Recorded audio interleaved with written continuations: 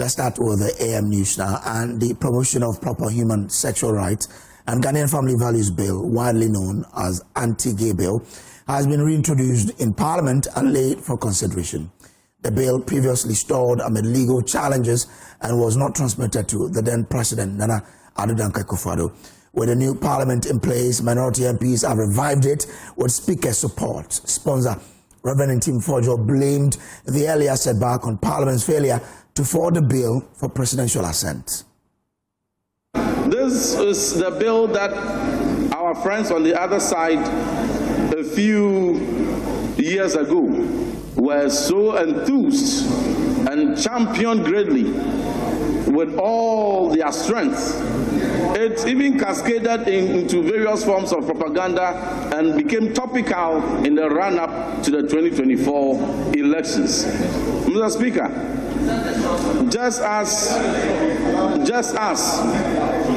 the House passed it in the 8th Parliament, but legal constraints stayed the hands of Parliament from transmitting same to the President for assent, which positioned the Majority Leader, Honorable Mahama Yariga, and the President of the Republic, His Excellency President John Dramani Mahama, have all confirmed that indeed the bill never got to Jubilee House for President Akufo-Addo to sign it, and that it was still in this House owing to legal constraints.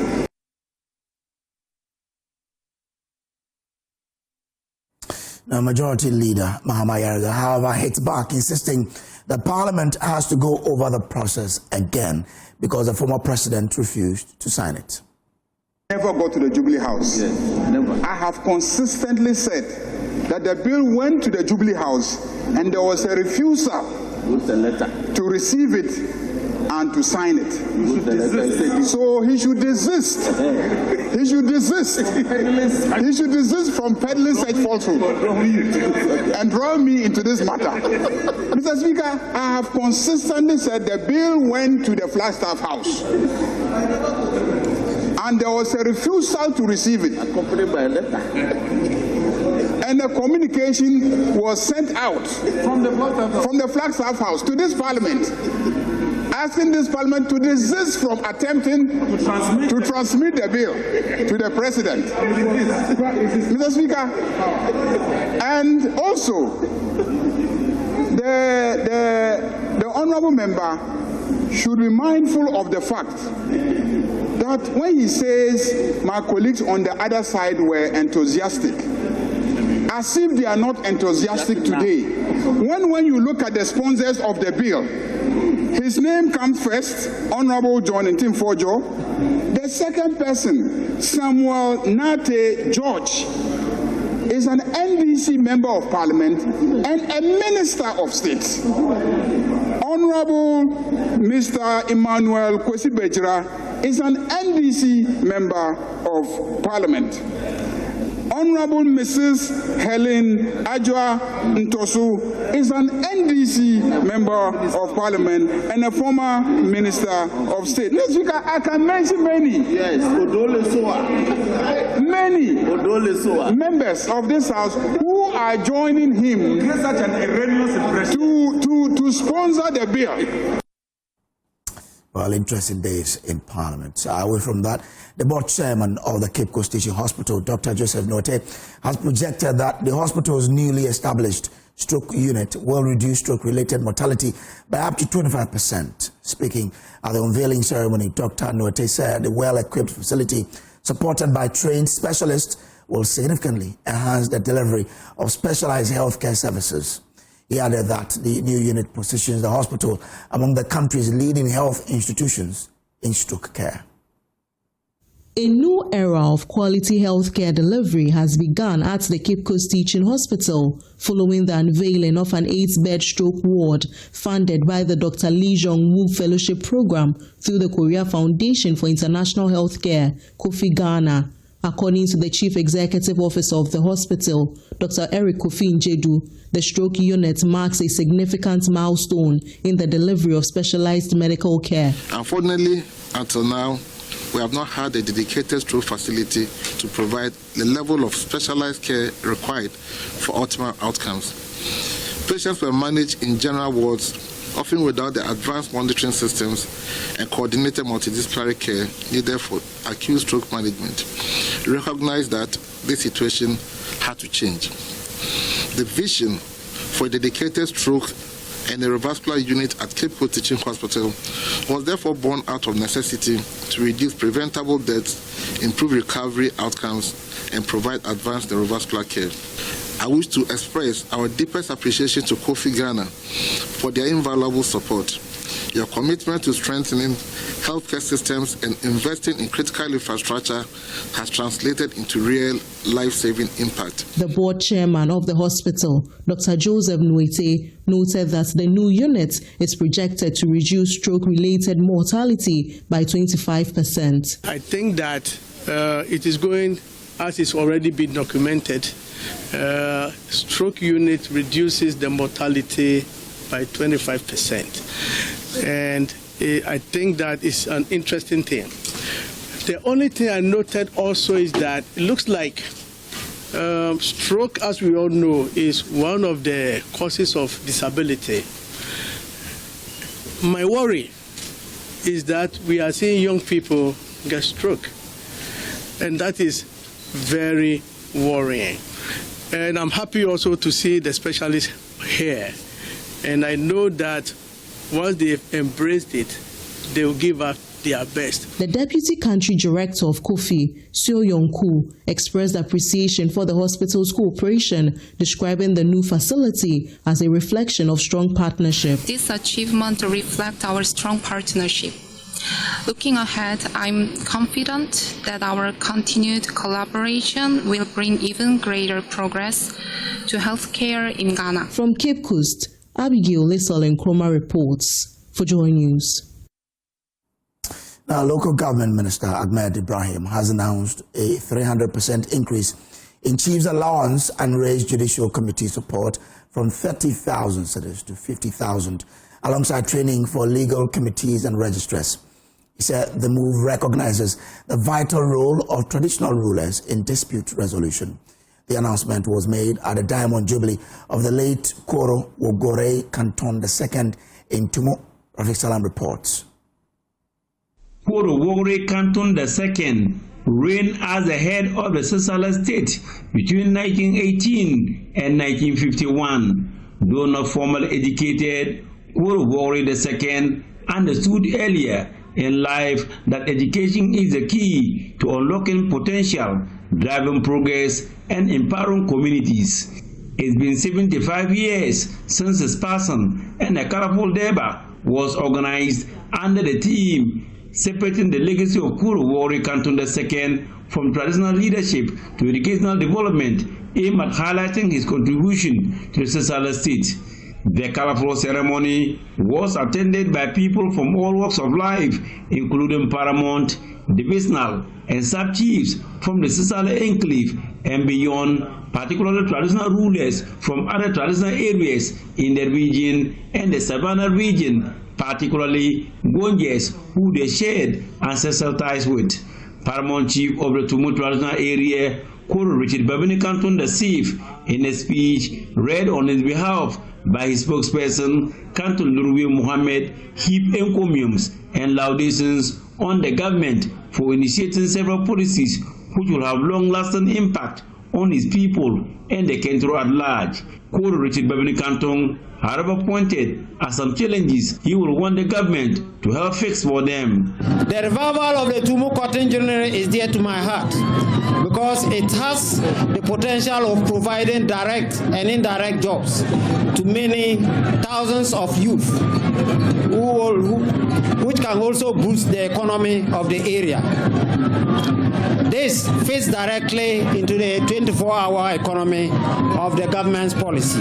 Local government, chieftaincy and religious affairs minister Ahmed Ibrahim was commending the late Sisala chief for his tremendous contribution to the Sisala state through education, which better shaped positively the lives of the people spoke of the commitment of the government to introducing key interventions to support the dignity of traditional rulers for their significant and invaluable contribution to the peace and development of the country. The government has increased the allowances for cheese by 300% to signify that government seriously believes in the present and existence and contribution of our traditional rulers.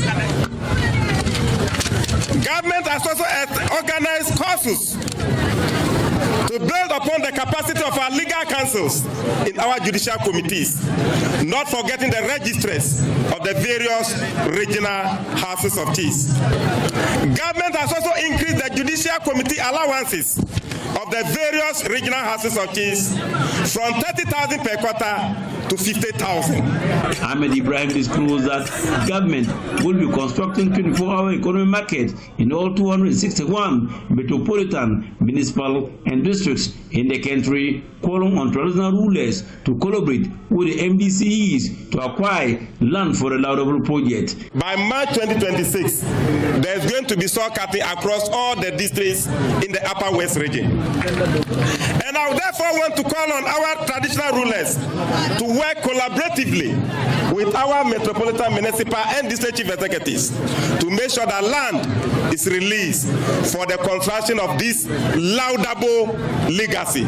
Sisal is Member of Parliament Mohamed Issa Batalier used the opportunity to affirm his commitment to following the footsteps of Korowori II to improving the quality of the life of the people. I reaffirm my commitment to advancing education and skills development, creating opportunities for the youth, not as charity, but as a strategy, and not as sentiment, but as survivor. He handed us a responsibility to think beyond convenience, a responsibility to act beyond our time, and a responsibility to ensure that the future of Sisala land is not negotiated by sympathy, but amplified through our potentials and capacity. Also present at the function was our Power Senior Minister, Lawyer Charles Luongo Pozum. Our development journey socially, economically, and politically must continue to draw strength from figures like Korowori Canton II. For development without values is empty, and progress without identity is fragile. As regional minister, I reaffirm government's respect for traditional authority and our commitment to working hand in hand with our chiefs to promote peace, development, and inclusive growth across the region. Reporting for Joy News, Rafik Salam, Tumu. Well, an associate professor of finance at the University of Cape Coast School of Business, Professor Seyram Kawo, has highlighted the importance of sustainable business practices, noting that the summer business games are designed to equip students and aspiring entrepreneurs with the skills to keep their businesses viable in an ever-changing world. Speaking at the 2026 Summer Business Games organized by the school, Professor Kawo explained that the competition forms part of efforts to bridge academic theory with practical business decision-making, particularly in the areas of sustainability and responsible enterprise. The 2026 Summer Business Games, organized by the University of Cape Coast School of Business, was on the theme Tech-Driven ESG Reporting, How Digital Accounting Tools Are Powering Sustainable Business Decisions. Speaking at the event, the guest speaker and chief executive of Multisoft Solutions, Felicia Agbodan, noted that the program would help students make informed career and environmental decisions. Well, it's been exciting seeing the students appreciate what ESG is all about, and I see the future being very promising given the foundation they are being given, and I'm sure it will go a long way to inform their career choices and the organizations in which they work, even to their social environment, community level. I see them driving home the impact of some of these unconscious activities our locals do that go a long way to affect the environment. So I see it's very promising, and it gives gives me comfort that situations or things will change for better in the coming years, especially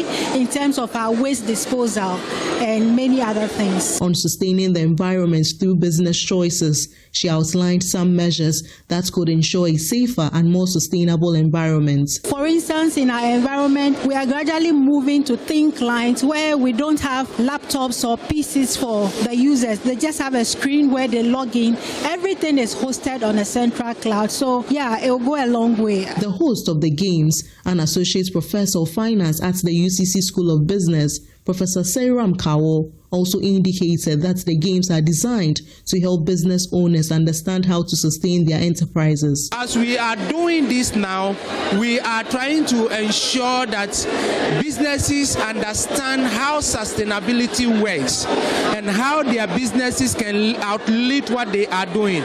In accounting, we have what we call the going concern, that the business will continue to be in existence for the foreseeable future. And so when we die and we leave, those businesses can still continue to live 100 years, 1,000 years when we are not there. So we are yet to get there, and that is why the Ghana Stock Exchange itself brought about sustainability reporting.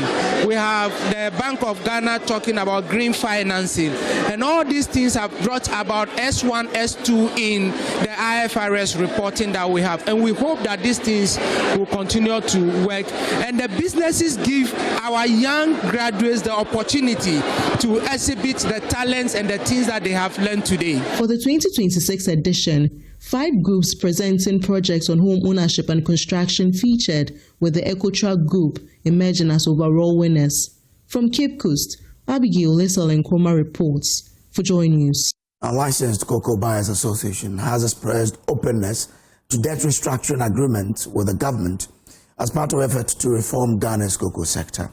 This follows the announcement by the Finance Minister, Dr. Kisiala Tufos, the government plans to introduce a new financial model using domestic cocoa bonds, revive state-owned cocoa companies, and increase local processing of cocoa beans. Speaking to Joy Business, President of the Licensed Cocoa Buyers Association, Samuel Ademado, said they are open to a debt restructuring. Our debt is a huge concern, and as I keep on indicating that for some of the debts which are heavily with the banks, we are still engaging with Cocoa Board to see how they can help us in terms of the reform strategy that is coming up. If you look at we borrowing at interest rate of 35 to 40% in a margin that is fixed in all fixed environment, the only window of opportunity you have is being efficient. And we have been doing this, as I indicated, for the past 7 years. And it's just this buying model that, of course, we couldn't take care of all the farmers that the issue has come up.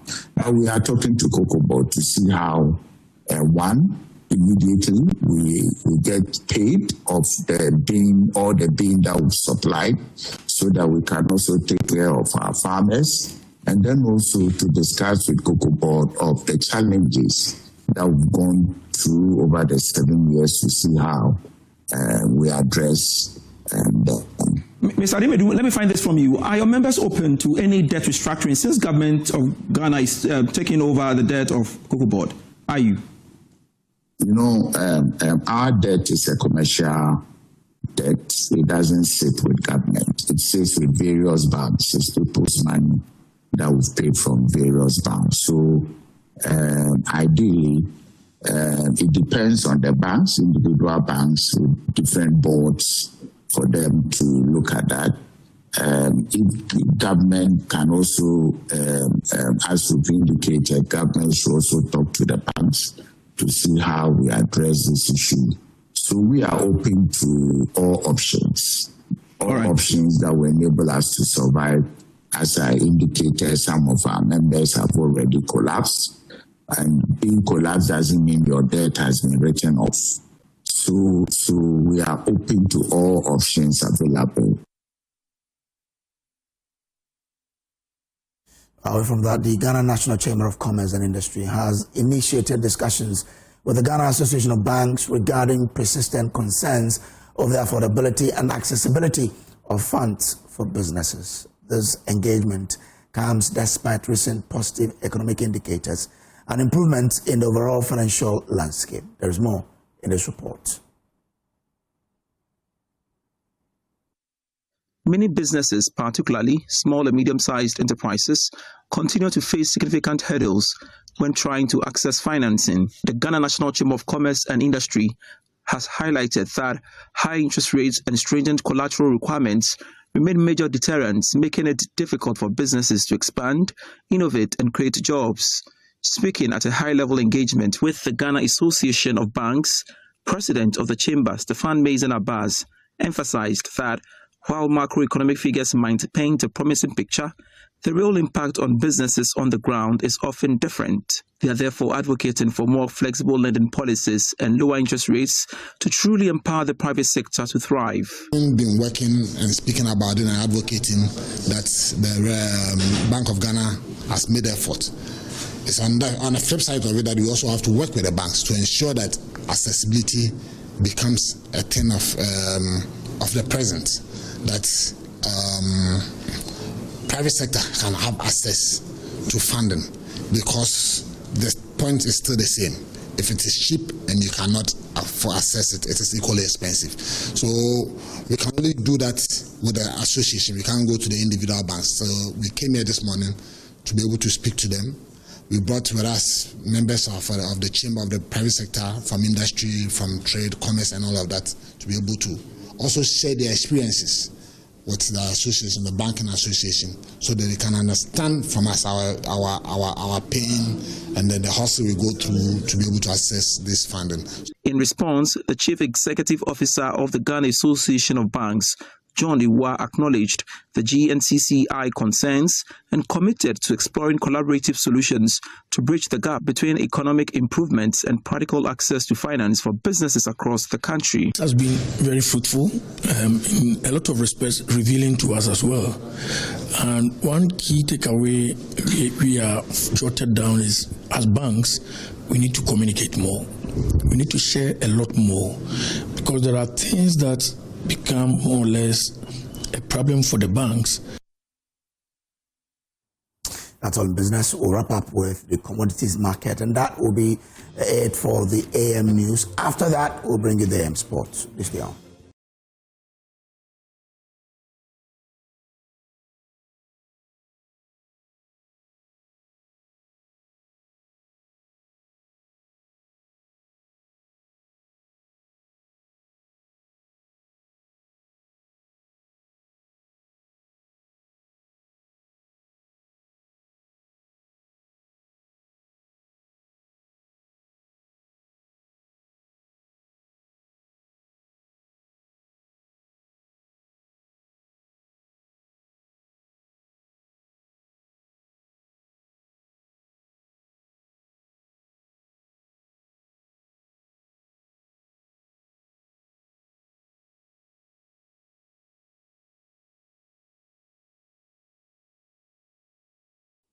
All right, welcome back to the AM show. Let's go into what the papers are reporting and start with the Daily Graphic newspaper. And it says government pays 10 billion DDEP interest. And the story is that the government has paid 10 billion in cash as the next tranche of payment under the domestic debt exchange program. Details are on page 3. Now, victims of jihadist attack expected to be evacuated. According to the Ministry of Foreign Affairs, they've decided to do medical evacuation of those who were injured to Ghana. And in that statement also added that the death toll has risen to 8 from what happened over the weekend in Burkina Faso. That has brought about so many discussions. Yesterday on the show, Professor Kwesi Ening chastised the ministry of failing to warn citizens of impending dangers in traveling to Burkina Faso. Details are there on page 13. Trade Ministry seeks strategic investor to revive Commander Sugar Factory. That story is on page 20. So they say they are appointing a transaction advisor to seek for that strategic investor to revive Commander Sugar Factory. Get details of that there. AAG demands clarity of a billboard demolition exercise. So those are on the front page. At the back page, Nalerigu resident welcome lifting of curfew. That's it's good news to them. But again, they should know that they play a role in whether this lifting will last or not. So our friends and brothers and sisters in Nalerigu, you'll have a role to play here. New Hajj village to be completed end of year. That's according to the Ghana Airports Company. Let's do other papers here. And the Ghanaian Times, it says President Mahama orders evacuation of injured traders. And that's the earlier one that was reported by graphic there. That has been done. On the, so Mofa Fore signed landmark deal to digitize Agric. Okay, we'll look forward to that one, but the real work must be done, people.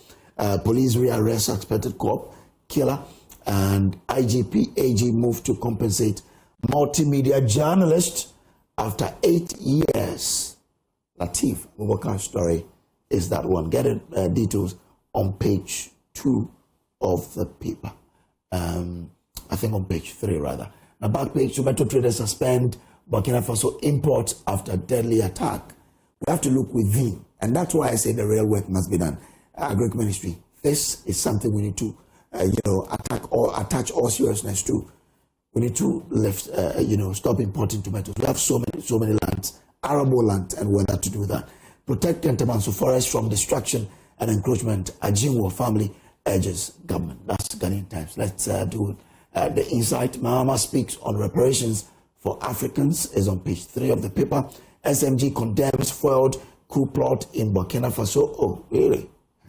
Blames foreign links as it welcomes extradition of Damiba. When will Africans stop doing this to ourselves? This guy's thriving. Why don't you support him? Anyway, also the U.S. using blackmail and coercion to intensify its blockade, says Cuba. Albert Asiedu Bodu honored for promoting employee well-being and love-centered workplace. Well, so that's the inside newspaper. Let's do other papers here. The Ghanaian publisher, Burkina killings in Team 4 Joe calls for swift action. He is the ranking on the Defense and Interior Committee of Parliament. He says that some swift action must be taken on the particular one that happened in Burkina Faso. We are being told the death toll has risen to 8, and that's why Reverend Tim Fojo, as a ranking on that committee, is calling for swift action. On cocoa price reduction, Afel Makin demands reversal. So yesterday, the majority in Parliament, spoke on that and said the government must reverse this. The communications head of Cocoa Bodies here will ask him for a response to that. Murder suspect rearrested. Those are on, those are on Ghanaian Publisher. The Accra Times, women empowerment, a critical driver of continental progress. President Mahama says. MPP's mismanagement forces Cocoa Board staff to cut salaries as reforms to resuscitate the industry continues. Okay. Mahama calls for unity and strategic reforms. Role of radio is indispensable. Professor Sekanku says that. Okay, let's do. The Custodian Good Board puts on hold buying license applications. Minority Leader Lord Baumia's post-primary unity drive, and it comes with a picture of him and Baumia at their Thanksgiving service at UPSA. Baumia said he will unite the party. The Minority Leader says, having seen what is happening, he is applauding that. Now, suspected killer of police officer at Zebila arrested. Suwini launches 1 million fund to support 5,000 women entrepreneurs. That's the MP for Tamale North there doing what he can to support entrepreneurs in his constituency. InnovTech STEM students shine at Ghana's first robotics dining. Restore 3,625 per bag to cocoa farmers. Minority tells government. So that's the Custodian newspaper there. Economy Times, bank lending rate fall in response to latest BOG benchmark interest rate cut. Really? As the lending rates reduce, they have to be checking what the banks are giving.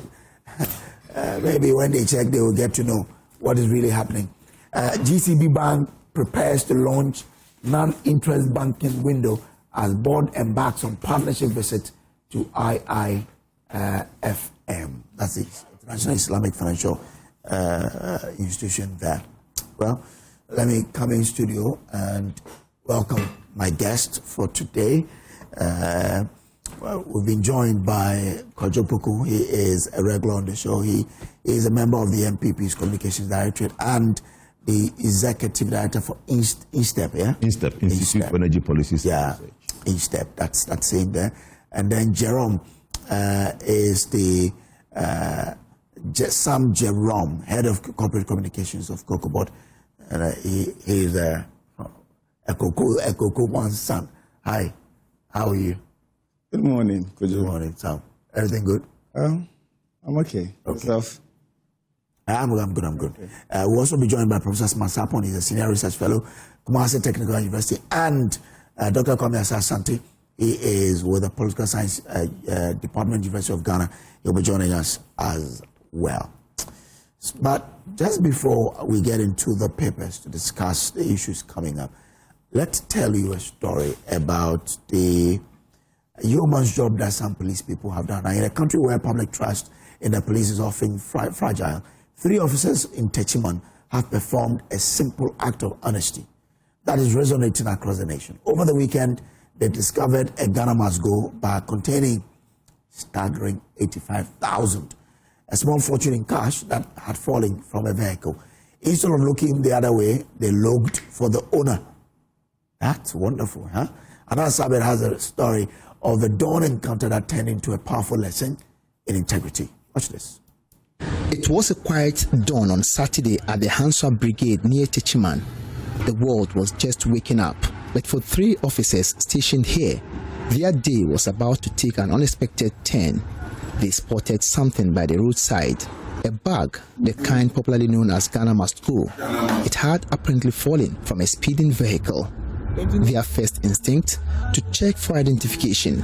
They found a name and a phone number written on it. But when they opened the bag, the contents were staggering. Packed inside in neat stacks of 5 cedis notes was a total of 85,000 Ghana cedis, a small fortune. On the 14th of February, in the early mornings, I received a call from our officers on the snap check duty at Hanswa. The officers, Inspector Apia,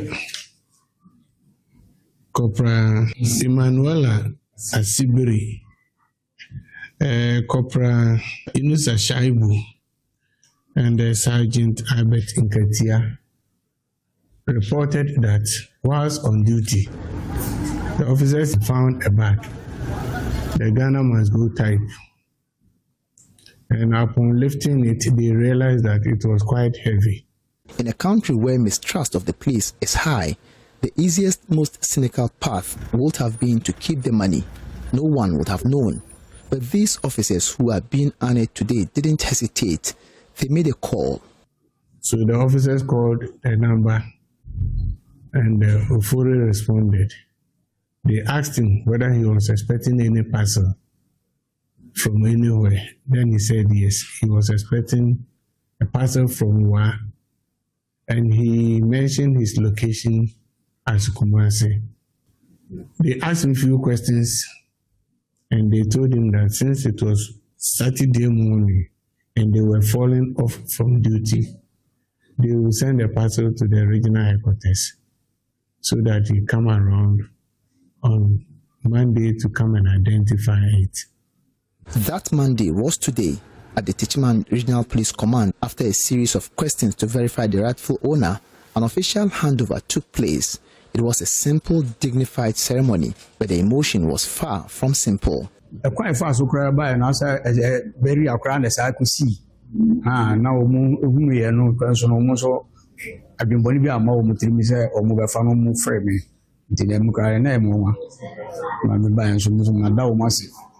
The man who lost the money, Stephen Ofori, stood before the police officers who could have changed their lives with his own cash. Instead, the actions changed his perception of an entire institution.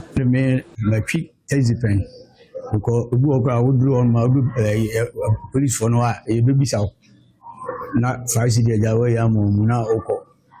now we mean China sky the Sumbuzi or Manfa, no most I return mamma. His words were echoed by the regional police commander, DCOP Osuansa, who see this not as an exception, but as the standard they wish to set. He noted that the command is using this moment to send a clear message and appeal to the IGP to recognize their commitment. It's not only here that you will find this. Our officers are becoming more responsible.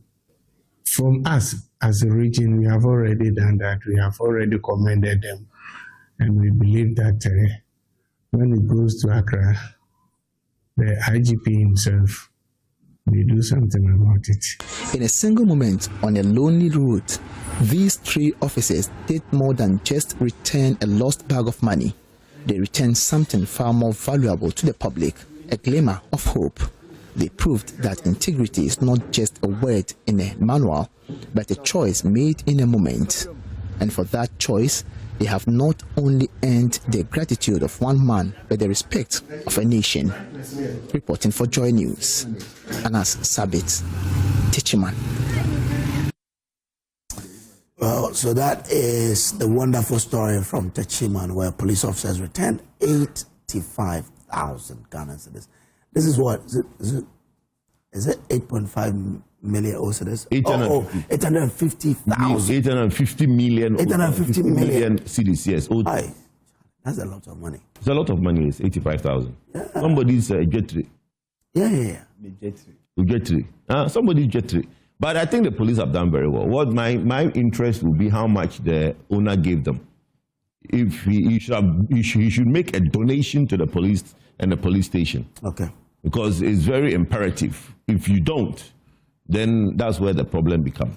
Because most of the times when people find these monies and they return it to the owners, they just say, thank you, Nyamin Shirao. Yeah, so. Is that not enough? No. I honestly don't think it's enough for you to lose that amount of money. Somebody brings it back to you and your Nyamin Shirao Bedasi. Yeah. It's not enough. And that is why. Because you lost it. You lost it, yes. You may, or you could have probably not seen it again. Right. So when you find it, the thank you, Nyamin Shirao, is not the only medasi that comes with it. Yes, God will bless the person for the good deed, but you also as a human being show appreciation. Okay. Sam, maybe you don't have anything to say on this? Oh, this one. Nothing much. I think that it's good the money has been found, and then the police has also demonstrated that when it comes to integrity, because their motto is service with what? Integrity. Yeah. So I think that they have lived up to expectation, and that is what is expectant of our servicemen. So yes, in as much as I share in what Kojo has stated, I also think that it is the right thing to do always. It is the right thing to do also because it can happen to anybody. It can happen to anybody. So we should have a society whereby in a case like this, it wouldn't be as though you've done something, I don't want to say extraordinary, but the normal thing and the good thing to do is to just do what the police man has done. Okay. Yes, in as much as we are commending him for what has been done, I think it is how our society should be built. Yeah. Okay. All right. Professor Smart Sapon is a researcher with the Kumasi Technical University. Prof, good morning to you and welcome. I think this is the first time we're meeting after the primaries, right? Okay. Why did he make a prediction? He came here. He came here with the research. You were busy campaigning. So you made the research. And what was your research to say? Baumia was winning. Baumia was winning 57.2. He got 56.48 okay. Also. So there isn't only Musa Dankwa is not the only guy who's getting it right. A lot of people are getting it right as well. Oh yeah, Prof was here. He was here congratulations before the primaries. The primaries. Okay. I predicted 24% for Ken. Ken got 24%. Oh, wow. And then 16.8 for Brian. Brian got, I think, 18 also. So, I mean, you are doing better than Musa Dankwa. Oh, no. Oh, No, that is not for. I'm just joking. Yeah. Okay. But jokes are quite expensive. All right. How can it be expensive? It's my opinion. Oh, I don't know if you want to have a comment on the police story there. They returned 85,000 citizens. Yes. Yeah. And I go with the comments made by my two colleagues that the God bless you thing should be followed with some proper blessing. Yes. Physical blessing. Yes, very important. When you read James chapter 2, verse 15 and 16, where you are, it tells you that when you meet somebody in a physical need, you don't live with God bless you. You don't live with be warm. May it be well with you. That thing they have been saying. No, it says respond to the physical situation as well. And if you do that, it says you have action in addition to faith. Not only the faith words that we say, be well, thank you, God bless you. It's an act of faith. When we say God bless you, we believe it, that God will bless. But it says if you do not attend to the physical needs as well, what have you done? And I like the verse 16. Ask a question. What do you think you have done? So they should check the situation of the police station and say, for this thing, I'm giving you this one, fix this one. Yeah. You have blessed them. You have given them response to some of their physical needs. Okay. Thank you very much. There is no time for debate. Everybody shares his opinion. We move on. Oh, that's fine. Let's talk about cocoa issues. Now, the minority is calling for cocoa price reductions. But Jerome, let me start with you. We are told that you senior managers have received some pay cuts. Yes, not senior managers per se, but senior staff. Okay. Yes, senior staff. So when you possibly narrow it to senior managers, you may be talking about managers and then deputy managers. But this one, we are talking about even principal officers. Okay. Or anyone that finds him or herself in the bracket of being a senior staff of Cocoa Board. That person's salary has been cut. We're told this is up to March, up to the end of the cocoa season. Yes, up to the end of the cocoa season. Yeah, cocoa season. So somewhere September. Or the cocoa season will end in September.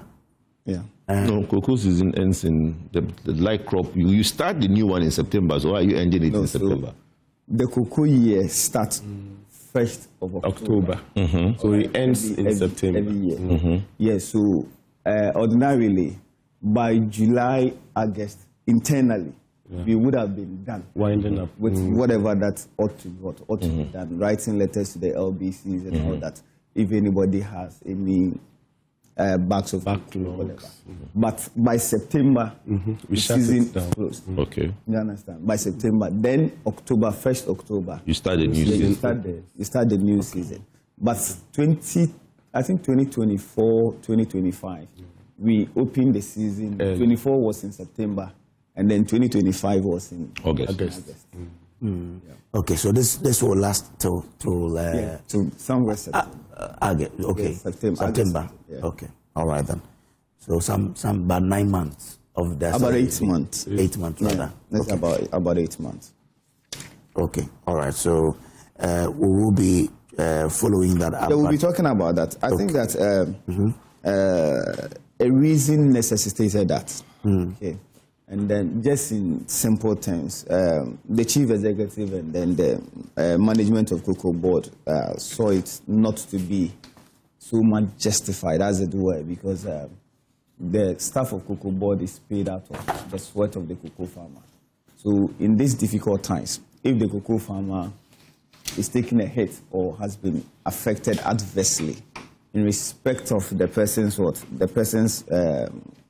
price of bag of cocoa, then it really would make sense for all the actors in the cocoa value chain to also make some sacrifice.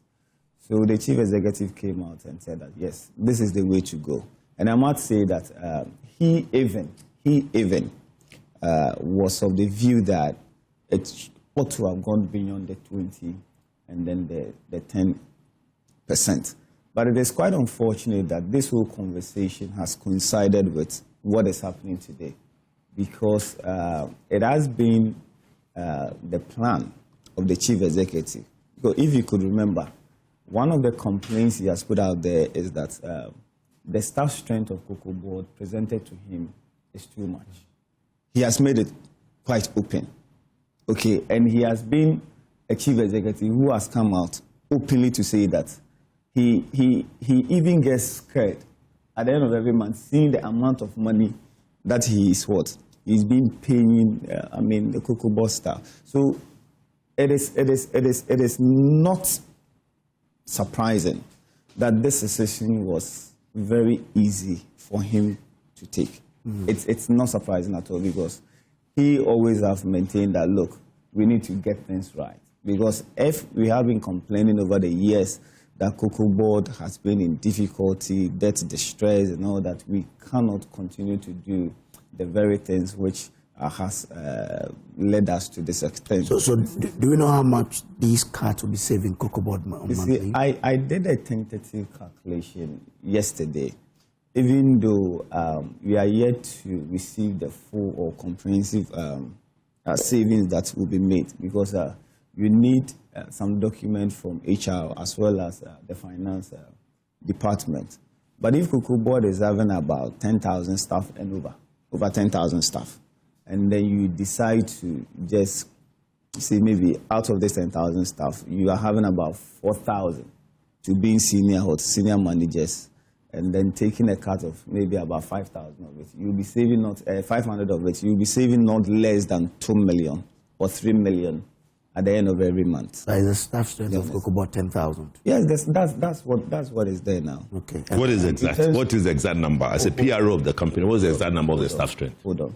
Because Cocoa Board has permanent staff, and then you also have contract staff.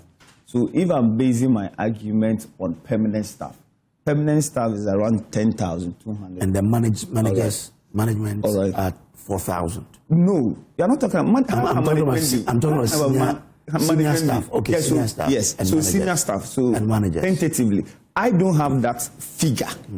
Okay, I don't have that figure, but I have the figure of permanent staff of about 10,200 or so. That is for the permanent staff. And we also have a little more about. Okay, so once you don't have the number of the senior staff, maybe we shouldn't do conjecture there. Yes. But the ICU, which is the Industrial Commercial Workers Union, is opposing this. They say that whilst commending government for the timely intervention to save Cocoa Board, PBC, and ultimately the cocoa industry in Ghana, the union vehemently opposed the decision to reduce the salaries of senior and management staff of Cocoa Board, as this may adversely affect staff morale and negatively impact productivity. The decision to reduce the salaries of senior management staff of Cocoa Board, some of whom are unionized by 10-20% respectively, is totally unacceptable, given management of Cocoa Board took the decision without recourse to the rules of engagement required by the labor law and our collective agreement with the relevant social partners, namely ICU Ghana and GAU of TUC. In view of this, the unions are demanding a reversal of the decision and engagement with the unions on the way forward. To enrich the conversation, can I take you back 1 minute, please? He mentioned that Cocoa Board has about 10,000 staff. I'll come there. Let him answer this question. Okay, I want him to just before he moves away from there, so that I'll bring it once we got to that. Yeah. Could you, listening to this argument espoused by the ICU, I mean, and GAU, ICU and GAU, I really do not agree. The reason being that, look, you are saying that the pay cut is adversely going to affect the staff of Cocoa Board. Yes, I do agree. But the pay cut or the reduction in cocoa price, is it also not going to affect the cocoa farmer? So if the cocoa farmer on whose sweat the Cocoa Board staff is paid, okay, who is bringing in the revenue, due to the difficulty that we are experiencing, those cocoa farmers have been hurt. So what is the justification for us to say that we will be what? We will be affected? No. I think we don't have the moral justification. Of course, somebody can argue legally that ABC should be done. But we should just put the legal aspect aside and focus on if you are morally justified to continue to take your salary as compared to the one bringing in the revenue who adversely has been hurt. I think sometimes we should be human and understand certain decisions that are being taken. We all agree that we are not in normal times in the cocoa industry or sector. So if we are not in normal times, why must we continue to do the very things that has led us to this extent? Nobody is saying that this decision is permanent. The same thing as applied to the reduction in the price of hot cocoa. But for now, in the interim, what are we doing to resuscitate the industry? What are we doing? Are we to pretend as though nothing has happened? Then what kind of signal are you sending to the cocoa farmer? What signal are you sending to the cocoa farmer? So what justification or what moral authority would I have if I should go back to my own very people, the Seshis, where cocoa is coming from? I tell them that, look, I'm working at Cocoa Board. I am being paid out of what? Out of your sweat. But you've had a reduction in your price per bag of cocoa. But I am receiving my salary. My salary is intact. I mean, sometimes we should just add human face in some of the things that we do. Of course, we are not expecting the union to be in tandem with the decision that we have taken as what? As a board. But we should understand and appreciate where we do find ourselves. Because if you don't, you just miss the point. You're just going to miss But so how do you address their concern of that affecting staff morale? Then if you are talking about affecting staff morale, I have told you, the existence or the relevance of a cocoa board staff is contingent on the cocoa farmer working. So if the cocoa farmer is also or losing the morale to work, what or where lies your fate? Okay, all right. Where lies your fate? So if tomorrow all cocoa farmers are saying that we are not going to work again, okay, or we are not going to cocoa farming, tell me of what significant or important is any staff of Cocoa Board? Of what use is any staff of Cocoa Board? So it is not a matter of staff morale or not. But I strongly believe that yesterday, interacting with a session of the staff, they did indicate that if we are to sacrifice to make the industry work again, we are highly committed to doing that. Okay. Because that is where we get our daily bread. Thank you. So if the industry collapses, where are we going to get paid? Thank you very much. There's a question I wanted him to clarify for us. He says Cocoa Board has about 5 subsidiaries. Is the staff strength he's talking about just the Cocoa Board or all the subsidiaries? I'm talking about all the subsidiaries. Thank you. So it's very good we put it in perspective. If you say that, because education is important. Because when we talk about Cocoa Board, hold on. When we talk about Cocoa Board, we are talking about subsidiaries. But let me make a point. A lot of my brother, this is television. Bro. CMC is a subsidiary.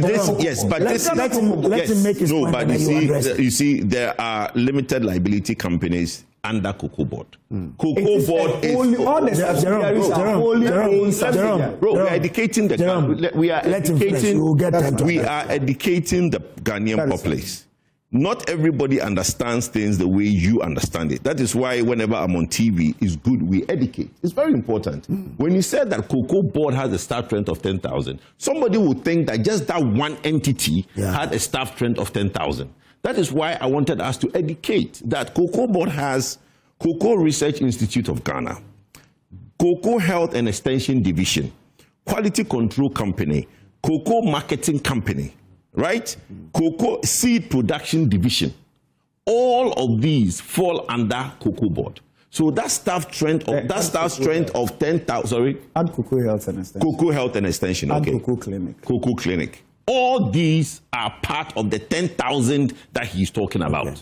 It's very important that we give that education so that someone doesn't think that only just one company, Cocoa Board, has 10,000 staff. Okay. Very, very important. All right. Now, just a little. You see, so I think that he, has given some explanation. But the point really that I'm making is that when we talk about all these subsidiaries, they come together to form what? Cocoa Board. We agree. All right. Cocoa Board. Okay. So if I sit on TV or radio and I do see that Cocoa Board has a staff strength of this, it is applicable to all the subsidiaries. divisions and departments. But clarity is very important. Clarity is very, in the space of politics, is very important because somebody said, hey, Cocoa Board staff from say 10,000. You see, so but brother, I do the politics, so let me do the explanation. Now, I do the politics. And I have my time. I do the politics. I do the politics. Okay, go ahead. And I do the politics myself. But anyway, it is an explanation which possibly you have offered. But the point that I was making is that, I mean, when you talk about, as Prof was noting, when you talk about Cocoa Board, we are talking about all this subsidiary. That is why I say CMC is not detached from Cocoa Board or quality control. It is not a standalone company. Okay, that is a good clarification. Right? Now, before I continue, I'll let you come in, but let me let him address some. The minority is also calling for a reversal of the reduction in prices. What's the thinking of Cocoa Board? You see, I have always maintained that, looking at where I'm coming from and my exposure in respect to what cocoa farmers go through, I am unhappy about the development that has happened. In fact, yesterday, the president also indicated that he himself, is a cocoa farmer, and he's affected by, the decision taken by government. But the point really is, what has happened? Okay, what has happened? Because if nothing has happened, I'm not sure a drastic decision such as this will do what? Will be occasioned. So it is important always for us to discuss what has led us to what? To this point. Now, it is a fact that the prices of cocoa on the international market has plummeted or has drastically reduced. I am also aware that this is not the first time that prices of commodity, i.e. cocoa on the international market, has reduced. But it is also a fact that not a single time have we experienced what we are experiencing today. The reason for which I am saying so is that it has never been the case that the price of cocoa on the international market has gone below the farm gate price that we have set for our farmers in the country. It has never happened. That's not true. 2017, 2018. Jesus Christ. Let's not go there, please. Is that how we are going? Yes, but I'm saying don't be emphatic on certain statements. I am being emphatic because I have the facts. So I have the figures. Make that statement again. I have the figures. I am telling you. Make the statement I am saying here. So let him make that statement. I am suggesting to Kojo that it is never the case and it is not true that in 2016. No. Make that statement again. Don't put a date. Hold on. Repeat what you said. Hold on. I even want to be strong about it by quoting you. For you saying that in 2017, we experienced a reduction below the farm gate price that we have set. And I'm here daring or challenging you. Who has set? That Ghana has set. Because you said. Hold on. Repeat what you said. What I did say. What I did say was that, or what I am saying is that this is the first time that we are experiencing a decline or a reduction of cocoa price on the international market, which is even below the farm gate price that we set for our farmers. This is what I said. And if you have any contrary fact, then you adduce it. But I'm challenging you and telling you that you found none. So your point. Your point is not that this is the first time there's a reduction. No, yes. This is not the first time there's a reduction. Yes. But this is the time that it has gone below. It has gone below the percentage we have given to our farmers in this country. It makes it clear because we know that in 2017 there was a reduction in the world market. Yes, and I'm telling you, see, it comes to the point. Look, the simple or basic question that you ask yourself is that what led to Ghana maintaining the price in 2017 as it was in 2016? In 2017, as it was in 2016. Because in 2016-2017, the farm gate price or the percentage we were giving to the cocoa farmer in terms of nominal figures was 475. We maintained the same price in 2017-2018. And in 2018-2019, we maintained the same price. So for 2 consecutive years, we maintained the price. And the reason being that we had a reduction. Yes, it is true. Yeah, there was no. Yes, it is true. No, for 2017, twice. Yes, twice. No, you make bro. Yes, okay. Can I come in? Because he's taking all the time. He's been speaking for like 30 minutes. So 2017. Hold on. 2017, 2018, there was no price increment. 2018-2019, there was no price increment. And in fact, 2021-2022, there was also no price increment. The reason assigned to that was that the price on the international market had reduced, had come down. It made sense. You know why? It made sense. However, in the determination of the price of cocoa, we basically use two variables. We are looking at the price on the international market as well as your exchange rate. So as an export company like Cocoa Board, if your exchange rate depreciates a bit, it is right that the revenue coming in will be much as compared to you having a very stronger currency. Interestingly, in 2016, the rate Bank of Ghana gave to Cocoa Board was 3.95 in the books of Cocoa Board, 3.95. However, what the FOB we declared as at 2016 was 2,950. Going into 2017, when President Akufo-Addo came, it has reduced to 2,080. A certain $870 had reduced. But we had one of the variable being to our advantage. That is what? The exchange. Because our cedi had depreciated in 2017 to 4.40, and that was the rate given by Bank of Ghana to Cocoa Board. So what this tells you is that in as much as you've had a reduction on the international market, the revenue you would have lost, all right, the revenue you would have lost because of the depreciation, you are not going to experience it that much. But it formed a reason or basis for not increasing by a peswa. It made sense. Same as 2018. But today, what we are presenting to you is that in as much as this is an unpleasant situation or news that we are talking about, the way to go is for us to do what? To make some adjustment. Look, I've also heard proponents of MPP arguing that, look, in terms of the price that we do set in a year, it is a guaranteed A guaranteed price. And that has been the argument being espoused even in Parliament. And I asked myself, if it is a guaranteed price, what happened in 2024? Because in 2024, we had a review. Okay, so I've checked that the price was repeated twice. Yes, twice. So it says cocoa prices remain unchanged for 2018-2019 crop year. Yes. Announcing the official opening of the 2018-2019 season, the Minister for Food and Agriculture, Dr. Usefri Akoto, said maintenance of prices for the good of the farmers.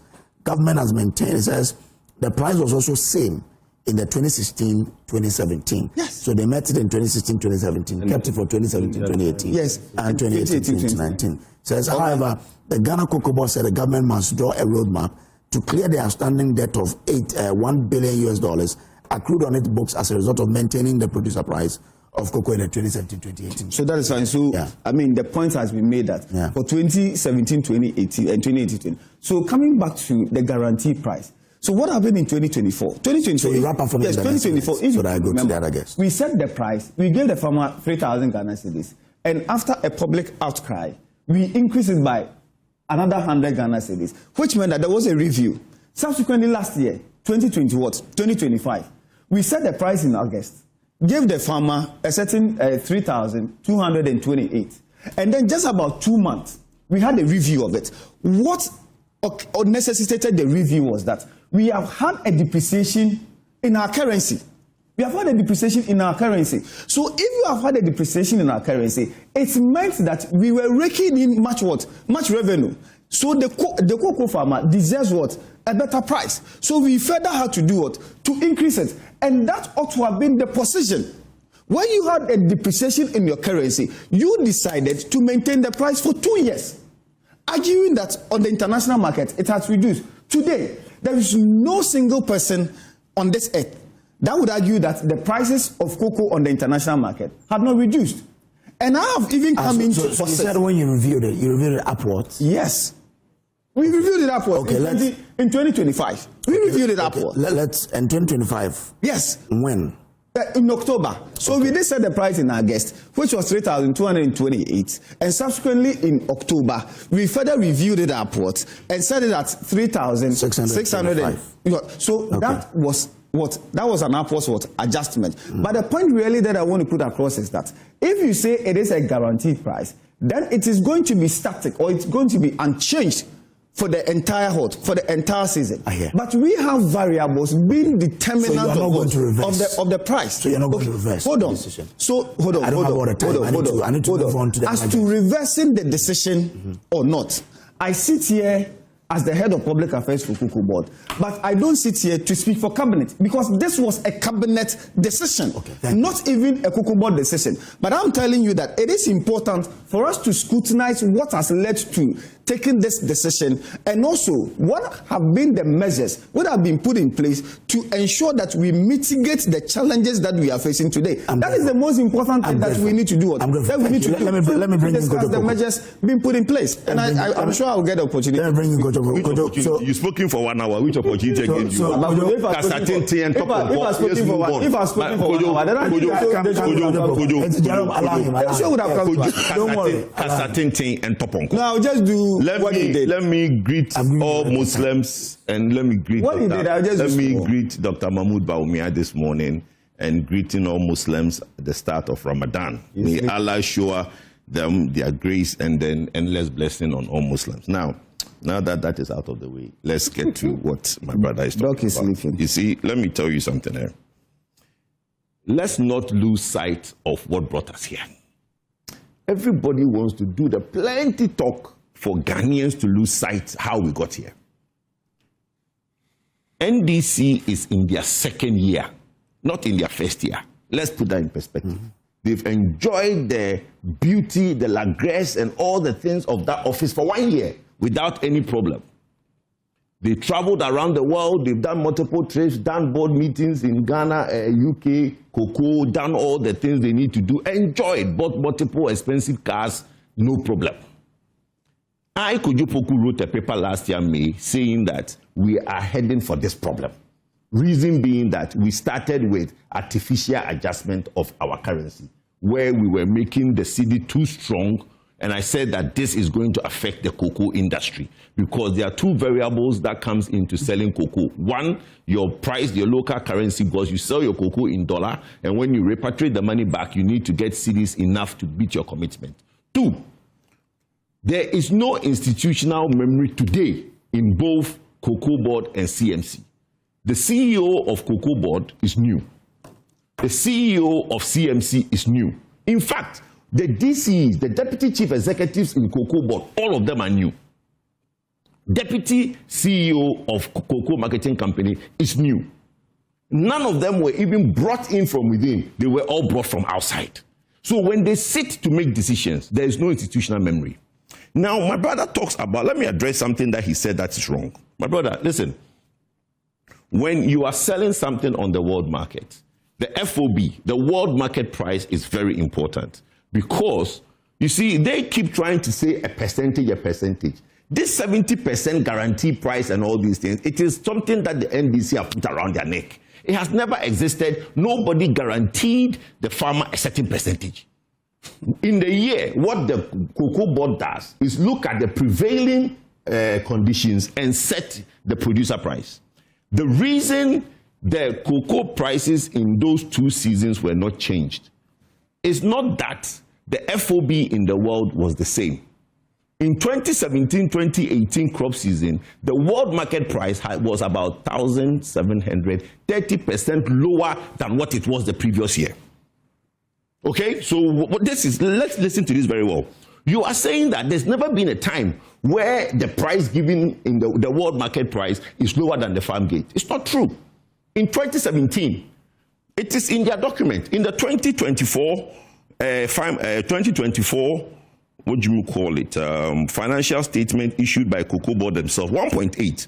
It says that the following shows that the profile and history of Cocoa Board, cocoa bills, now converted to bonds with 97.8 rate subscription by investors who held the bills. The cocoa bills were issued by the commercial banks through the Bank of Ghana during the 2016-2017, 2017-2018 financial year to support cocoa purchasing operations when the world market price of cocoa had fallen by more than 30%.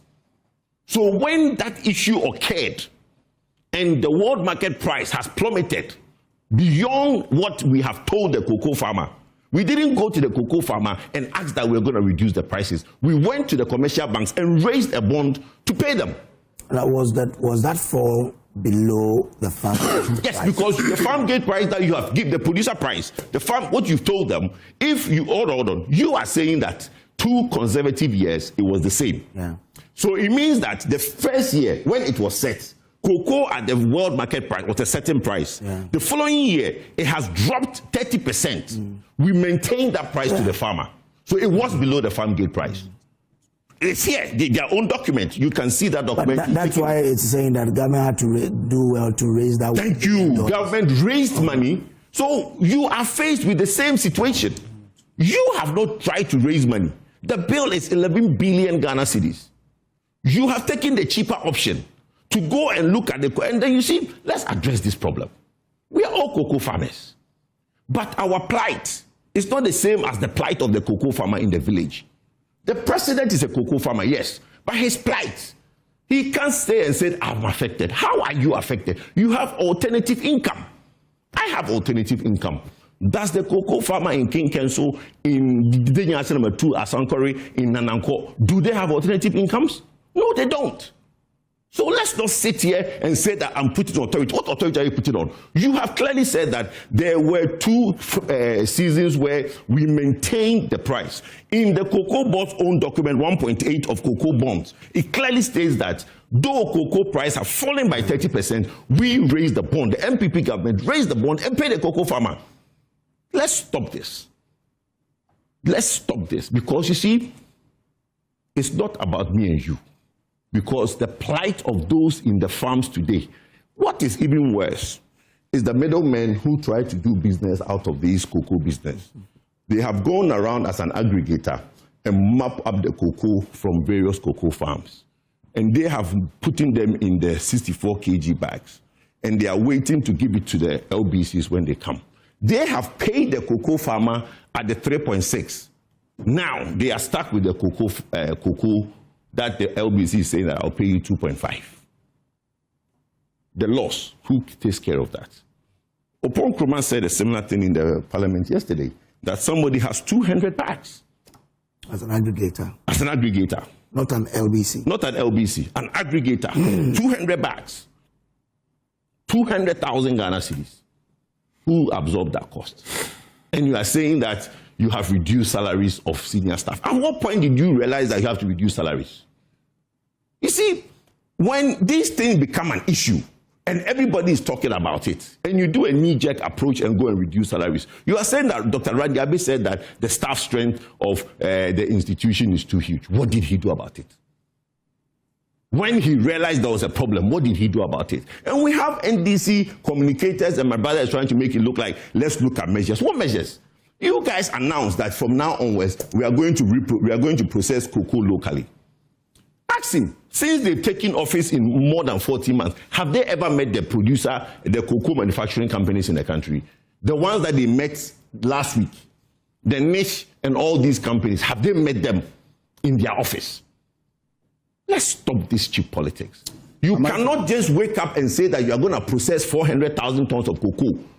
And then you've never, in your 14 months, Dr. Randiabe has not met any of those people. That is not true. Bro, you've my brother. But you are an outsider. You are making it like... not an outsider. Are you an outsider? Listen to me. We have... Can I ask you a question? Okay, Niche Cocoa. When did you guys meet Niche Cocoa in your office? But if you ask even Opoku, no, forget yourself. I'm talking about you. Hold on. Listen to me. Hold on. Niche Cocoa. Have you guys met Niche Cocoa in your office? Hold on. Answer that question. Hold on. Do you know several times that the chief executive and then the deputy chief executive have met with these processes? How many times? How many times? Uncountable. Put it on, breezy. What are you saying? It's not true. Because what are you saying? What is uncountable? Why are you behaving as though in terms of this simple managerial stuff? There is no such thing as uncountable. Hold on. Do you know the pressure of meetings? Do you know the pressure of meetings that have... Let me come in. Do you know the pressure of meetings? I asked a specific question. And I've given you specific answers that on countless number of times they have met. In your office. You are saying that it is not office. This is the question. Do not, please, when you enter a meeting and somebody is there, Please. No, why should the stop that? Stop that. It should happen in my house. Kojo. Certainly it will happen in the office of Kokobot. So what are you telling me? You don't expect the meeting to it's happening at Kokobot. Let's put this on record. But why is it so relevant? Okay, so let me tell you why it's relevant. Because I don't understand. Let me give you the relevance. Let me give you the relevance. When there is a problem. But the fact is, they have been admitted. Jerome, hold on. The fact is, they have you been get your time. admitted Jerome, between the processes and then the management of Kokobot. And that should be established. Jerome, if you don't sit here and spill this lie on TV that put it on record that it's not I am also suggesting to you that it is true. And you are telling lies. And you are telling lies. Let me say this. What are you talking about? Jerome, let me say this. Do you know the role being played by the processes? Jerome, when he was doing that, I stopped him. Listen, but he's spewing lines. Hold on. That's why you are here. Let me tell you. So write it down. You get your time. If after writing it down, you close. Let me tell you the essence. But you don't mind the show that way, please. Let me tell you the essence of meeting these people. If you come into a position and there are industry players, and you feel that industry players are part of your solution, you don't only get into problems, then invite them to a meeting which was organized. Hold on. Was organized. Write it down. You don't just invite them to a meeting which was organized by the trade minister and the finance minister, where you will sit them there and sit Edmond Poku and all these people there to the cameras. The point I'm making to you is that when you came in and enjoying the lagresse of that office, these people have been seeking appointments and you've never given them the appointment. And I'm telling you on record that they have not met. Which record? Who told you?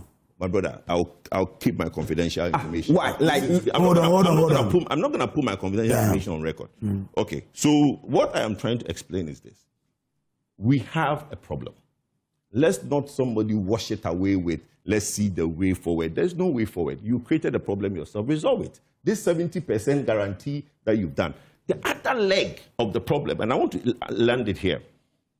They guarantee $1,200 as their cost of sales. Their cost of sales is $1,200 per ton.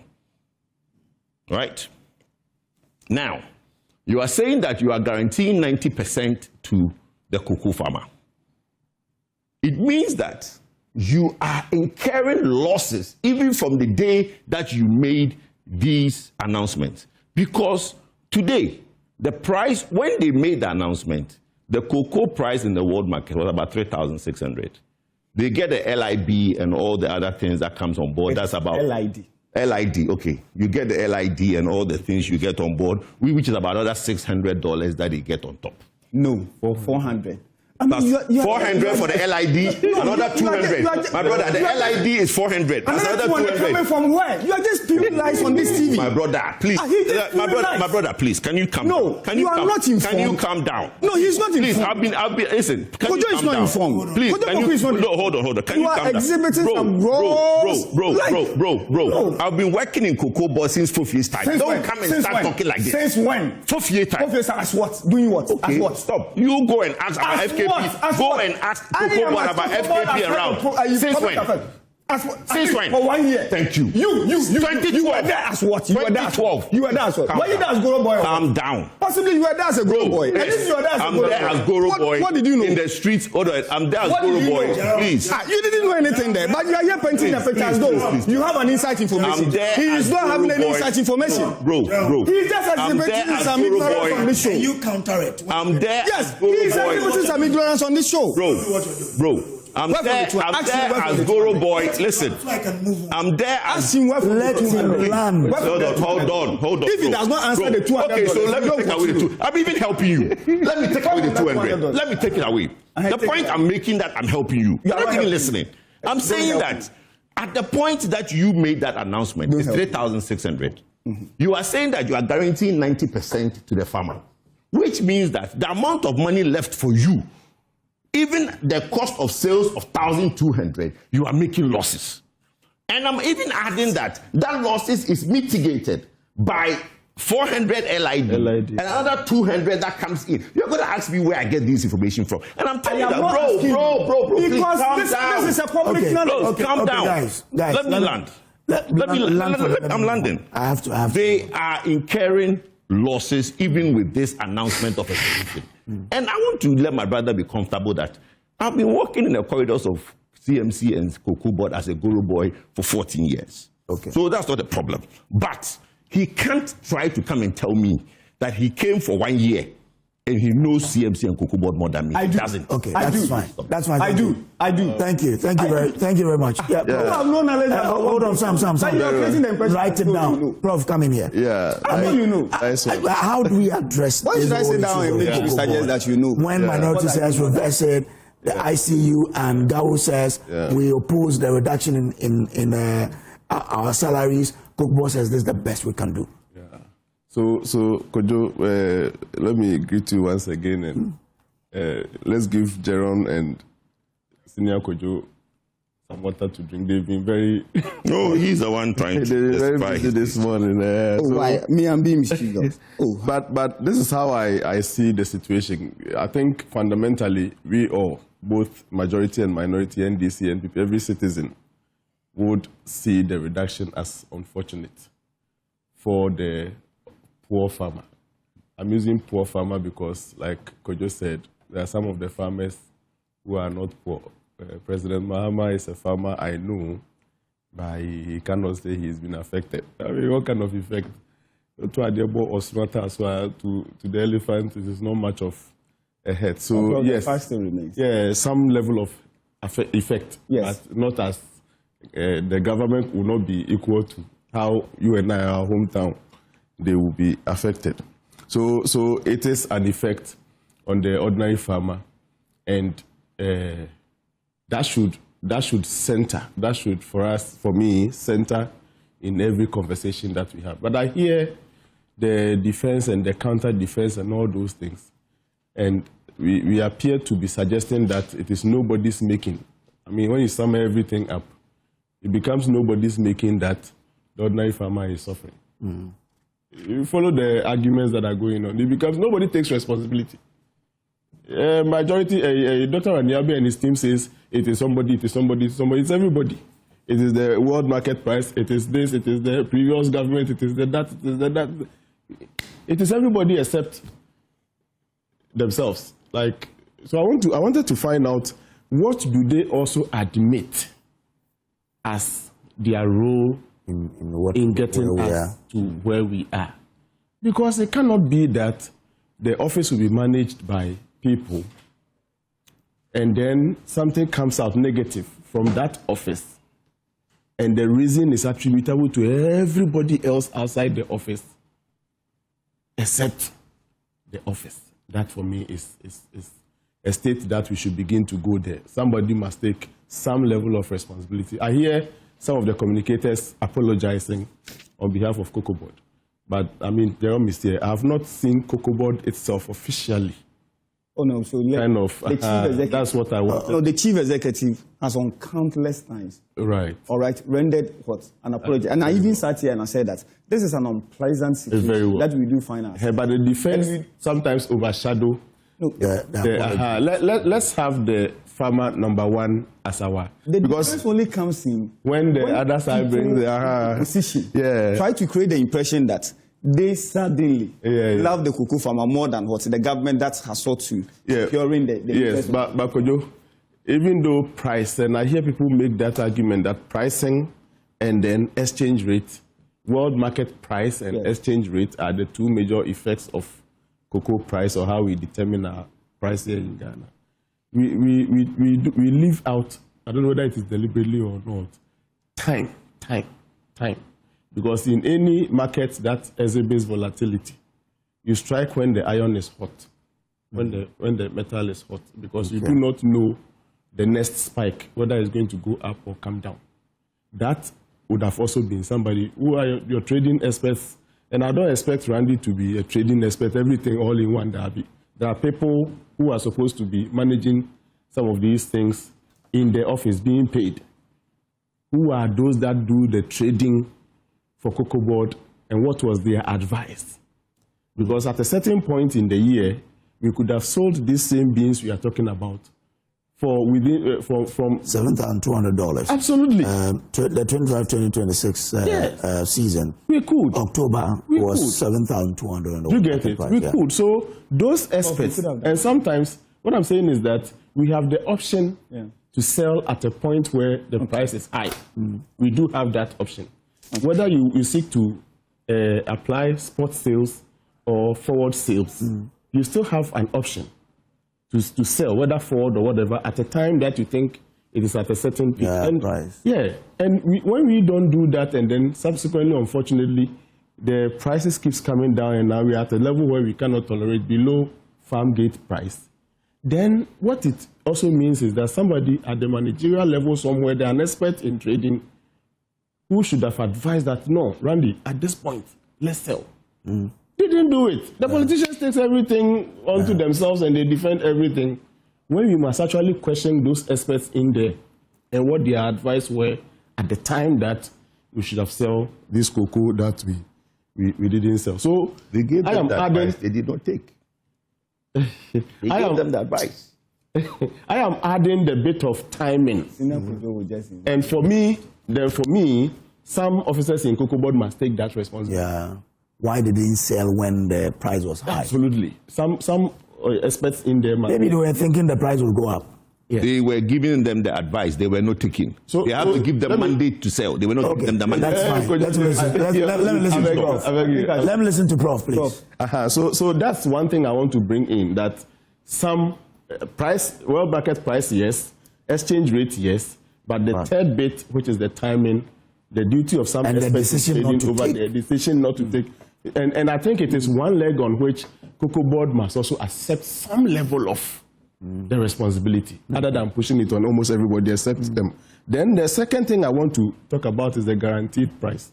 Yes, guaranteed price could be reviewed, but in the history, from 79 years till now, it has not been reviewed downwards. Let's also admit that this is the first time.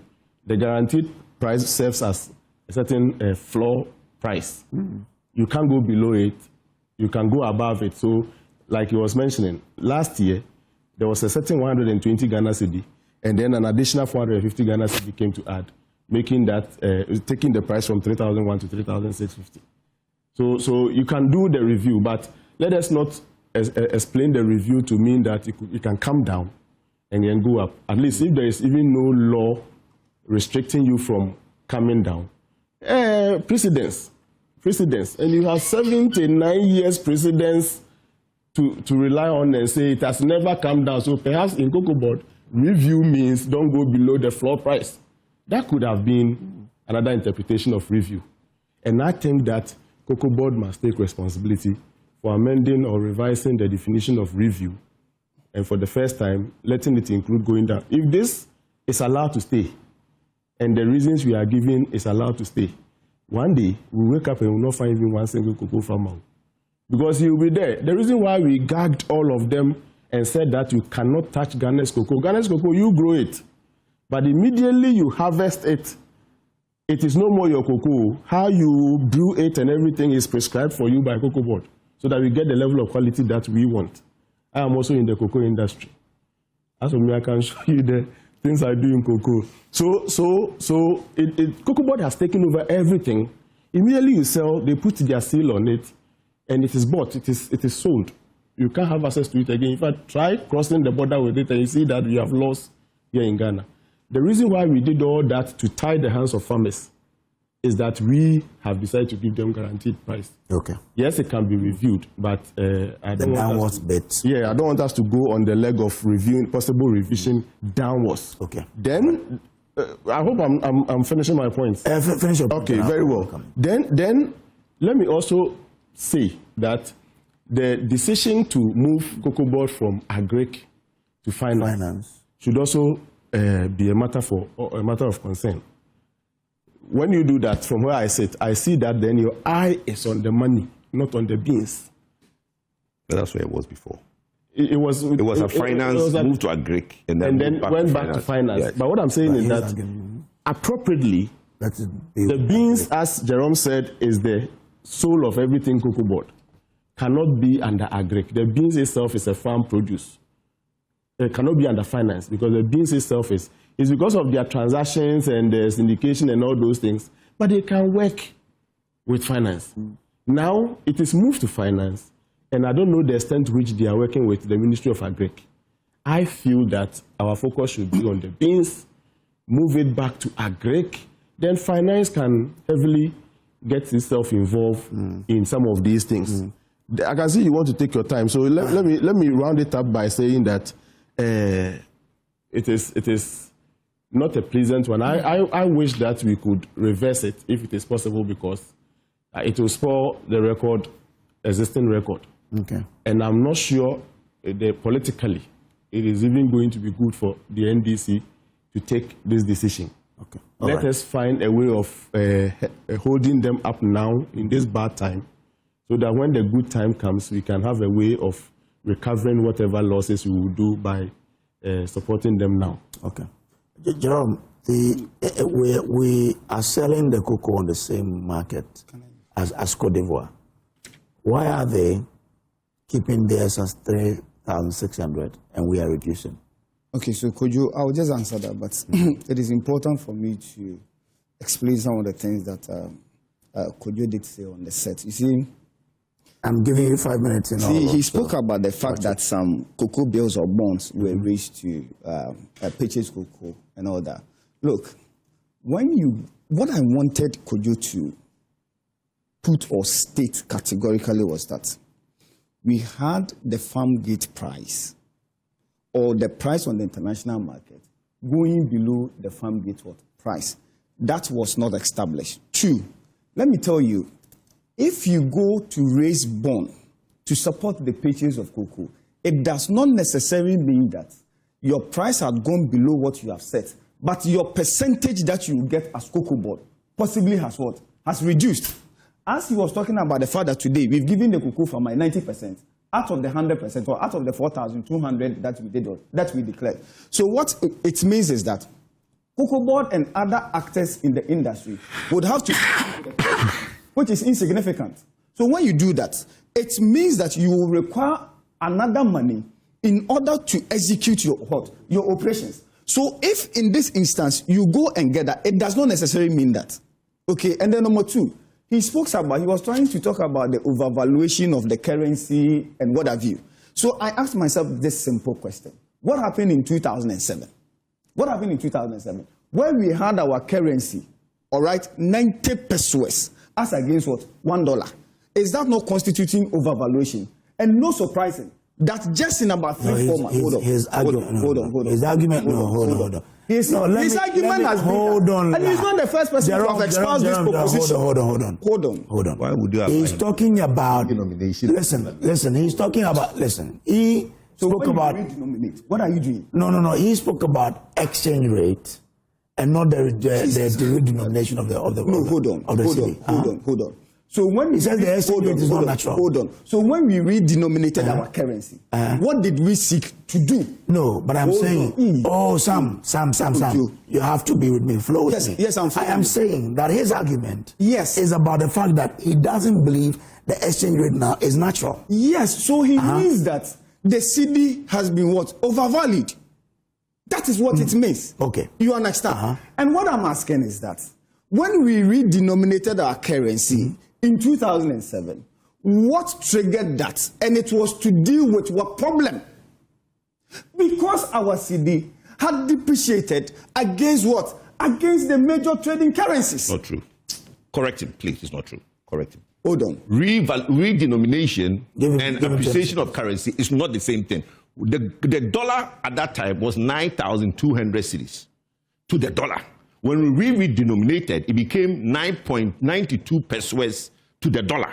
It didn't appreciate the value. What we did was that before, you need so many notes. Do you know? No. Hold on. Let's educate I'll give it to you, don't worry. Let him have it. You need some, hold on. Allow him. Point. 9,000, the value is the same. Maybe that time you're not around. So let me educate you. The value is the same. Kojo, you remember, the value is the same. Kojo, the value has never been the same since the redenomination of our currency. So let's move on. The value has never been the same. If he's the only one in Ghana who... The value has never been the same. So Bank of Ghana lied to us. Hold on. So Bank of Ghana lied to us. But Adesis told a lot of lies. Addison. But that time wasn't Addison. I know, but what I'm telling you is what that are you talking about? You don't even know the Bank of Ghana governor who did that. Well, it wasn't Addison. Please, my brother, calm down. I am not saying calm down. But you said I told lies. Where does Addison come in? I'm just making a allow him. When I come to you, statements which are untrue. Go on. So the point that I'm making is that when you did the redenomination, what happened was that your CD, in fact, appreciated. Why you had a 90 pesos as against what? As against $1. 90 pesos as against $1. Just about 4 months. We had a sharp depreciation in our currency, about 40% depreciation as against what? As against the major trading currency, i.e. the dollar and then the pound and the pound sterling. So if you argue this way, then you subject yourself to be what? To be questioned. Now they have spoken about trading what? Trading decisions. And that brings into play, that is the forward and then the spot sales. Let me just give this simple education. Do you know why we were doing the forward sales? Some 34 years ago, when we introduced the syndication, before you can procure the syndication, you needed a certain what? Guarantee. And that guarantee that you needed was the contract that you signed with the off-taker. That out of the projection that I have made for a particular crop season, I am going to cede this percentage to you in order to form the basis for me to do what? Secure the loan, bring in the revenue, and then give a portion, a greater portion, as seed money to the LBCs to do what? To buy the cocoa. So if you don't do that, you will never and never get the syndication. What happened in 2023? What happened in 2023 was that we did this syndication. We projected to have 800,000 metric tons. Out of that, we committed 787,000 out of the projections that we made, which was about a certain 98%. What as forward? At the end of the day, we were unable to supply about 45% of this 787,000 that we did, and that brought about the rollover. Now, we are talking about trading. The rollover was how much? 333,767. When you took it, how much was it? That is what I've told you. But when we took over, was it 100,000? It was never 100,000. When we took over, it was 333,767, and it is captured in their own books before they left. It is captured in there. You've heard Fifi several times to say that it was even in the handing over note, but Dr. Ranjabe failed to do what? Failed to apprise himself. So it is not a lie. That's what but the point I'm making here is that now in 2024 you move away from the syndication because the syndication had failed. So the model you were practicing was that now the off-taker comes in to say that I will pre-finance the purchase of your cocoa. However, these are the conditions that I'm giving you. In 2023, you had a contractual obligation with me to supply or to give me 787,000. You were unable. It was at a certain at a certain price, which was 2,600. So going forward, the price on the international market had increased from the 2,600 to about 4,850. That was what Cocoa Board then declared. So if that is even the case, then it means you need a certain amount of almost about $2,000 or more. All right? $2,000 or more. So the trader or the off-taker, you think, excuse my word, the off-taker is so foolish to say that before I give you my money, I will not demand that you supply me what you need to supply me at that price. And when you supply me at that price, that is where I will sign a new contract with you to purchase your new Your new beans. To purchase your new Your new beans. So in your process of supplying the person the rollover that you owe to the person, if the person had projected to get maybe about 100,000 metric tons, and then you owe me 50,000 metric tons, how much of a quantity do you think he will buy from the new contract? It's not 50,000. So if you are having in excess of about 400,000, and the person has reached the target because of your inability to supply to him the previous year, what has this gotten to do with trading decisions that somebody has taken? Okay, so having in mind that you had no money seated there as syndication, where you have taken a portion of it as seed money. So when I hear people argue that you took a trading decision which has negated the activities of Cocoa Board, I really cannot fathom where they are getting this idea that is fine. Putting it across. Thank you very much. Thank you very much. Hold on. I give you 5 minutes. Hold on, I'll come back to you. Yes. Let me quickly add small, maybe information to the trading decision Jerome just landed on. So before you set the new price for whatever season you are going to start, all these things are taken into consideration. Okay, so my point still remains that the farmers shouldn't suffer the way they are suffering. So you would have to look at what is left for you to supply. They did. And that's I wanted to ask a question. That's what I wanted to ask a question. You factor it. Yeah. That is why in 2024 the price peaked almost about $12,000. Yeah. But because of the chunk of rollover, it had to weigh the price which was declared by Cocoa very down from 12,000 to 4,850. Okay. And out of it, 63.9% was what declared. However, because we were able to service greater part. You will even let you hold on, because we were able to service are you the moderator? Calm down, let him speak. I don't even get this. How much did you declare to produce in the 2025-2026? We projected 650,000 metric tons. Okay. All right, and out of this projection, you see, when we went on the international market, the price was hovering around 7,000 to 8,000. Okay, but by that time, the Randy Abe-led administration, taking over from 2025, has been able to service about 235,000 of the rollover. Yeah. So leaving up just about 90,000. Yeah. So in this case, if you are to even factor the 90,000 going forward into your pricing, it will not have that consequential effect as it did in the 2024-2025 because we've been able to hold on. We are building up. And that is why we were able to declare $7,200 and out of that we get 70%, constituting $5,040. Sam, when you are speaking, please take your time and answer questions. No, that was you listen to me now, but I've called you and said when you do that way, it becomes difficult. Okay, could you? Yeah. Go on with so you said it's 650K, right? Yeah, 650,000. And you were left with, let's say, around 100K from the rollover you are taking. Yeah, so from the rollover. Yeah, you are taking, which means that you'll be left around 55K, right? Okay. That you have to do. How much of this 55K have you done so far? Okay, so this is what. And how much of it did you do forward? Okay. And how much spot? Okay, so this is what happened. Your projection of 650,000. Out of that, you would service the rollover. Yeah. Let's say around 100K. Yes, based on, the agreement that you have with a person that, okay, I want to do maybe 50,000. All right, maybe I want to do 50,000 based on your own arrangement.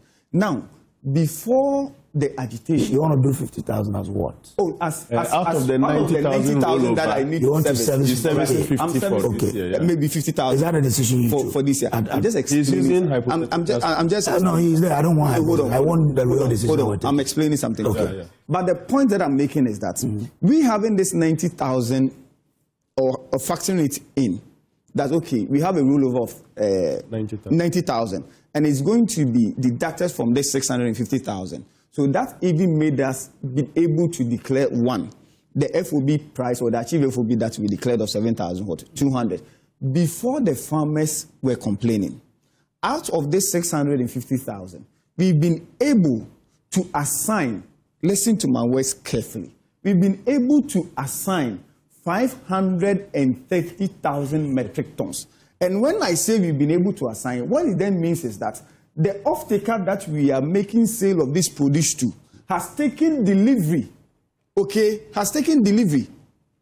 that, yes, of this 530,000. Okay. And out of that, monies have been coming in for the payment to LBCs and subsequently to what? To the farmers. Okay. What the farmers were complaining about was a certain 50,000 which Cocoa Board had taken delivery, but coincided with the reduction in price on the international market. So when this happened, because you did not do syndication, and because the off-taker now is pre-financing, the person is also taking his decisions. As to, I am pre-financing you anyway. And if the price on the international market has reduced, then I have to negotiate with you to buy on this prevailing price. Okay, stay here. Hold on. So can I talk, please? Stay here. Gentlemen, I'll come to you. So 530K has been assigned, which means it's been delivered. Yes. It's gone.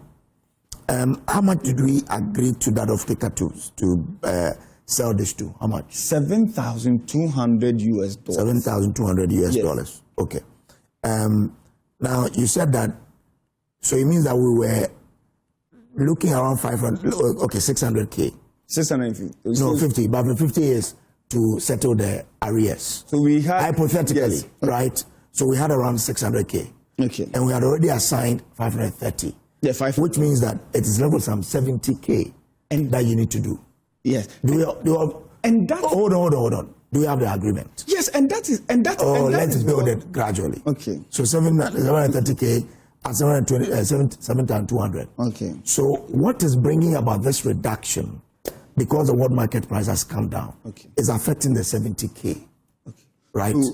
Okay. No, is that it? Yes, it has. That's it. Yes, it has affected us. It has the affected 70K that you're here to buy. Yes. And that is why you have to reduce But it has not affected only the 70K. Okay. Because if you heard me, I told you that out of the 580,000 that we afford taking delivery, 530 already has been assigned. So leaving some 50,000, which hasn't. Yes. So that 50,000, if you've not assigned to any of the then it means that the price reduction has will affect it. I get it. I understand. But in this case, Cabinet took a decision that the 50,000 that has been affected, it is no fault of the farmer. Yes. Because you have already taken delivery. No, as for that, I don't have an issue. You need to pay the, I don't have the an issue. previous what? My the issue. Where I'm driving with you. Listen. 150. Listen, Jerome, answer my questions. I am saying, so it means that 730K has been sold at 7,200. 730K. You are mixing the number. No, 530. I didn't say 700. 530K has been sold at 7,200. Yes. So as for that, you're going to pay the farmers based on what you agree. Yes. The reduction here is affecting the 70,000 that is to come. Yeah, the 70,000. So the off-taker has not decided to negotiate with you over the 530. No, that hasn't happened. No. So as for this one, we are getting the 7,200. Yes, and they've been paid. They've been paid for. Okay, that. so can I come in? Right. So they've been paid. So they've been paid for that. Yeah, that is fine. They've been paid for that. See, when I keep telling my brother that he should take his time, he doesn't listen.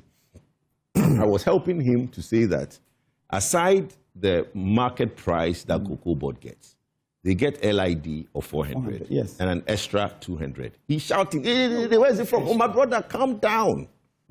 You know Ghana cocoa is premium. Yeah. It's the only premium on the market. So that 200 is for the premium. So when you sell, hold on. you get let him please. The correction is Jerome.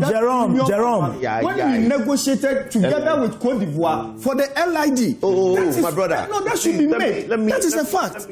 So we lost our premium money that we get on every tonnage of hot cocoa. We lost it. When? What season? When we came together. 2023 to 20. You understand? When we came together with Cote d'Ivoire to negotiate for the LID, so that money was taken off.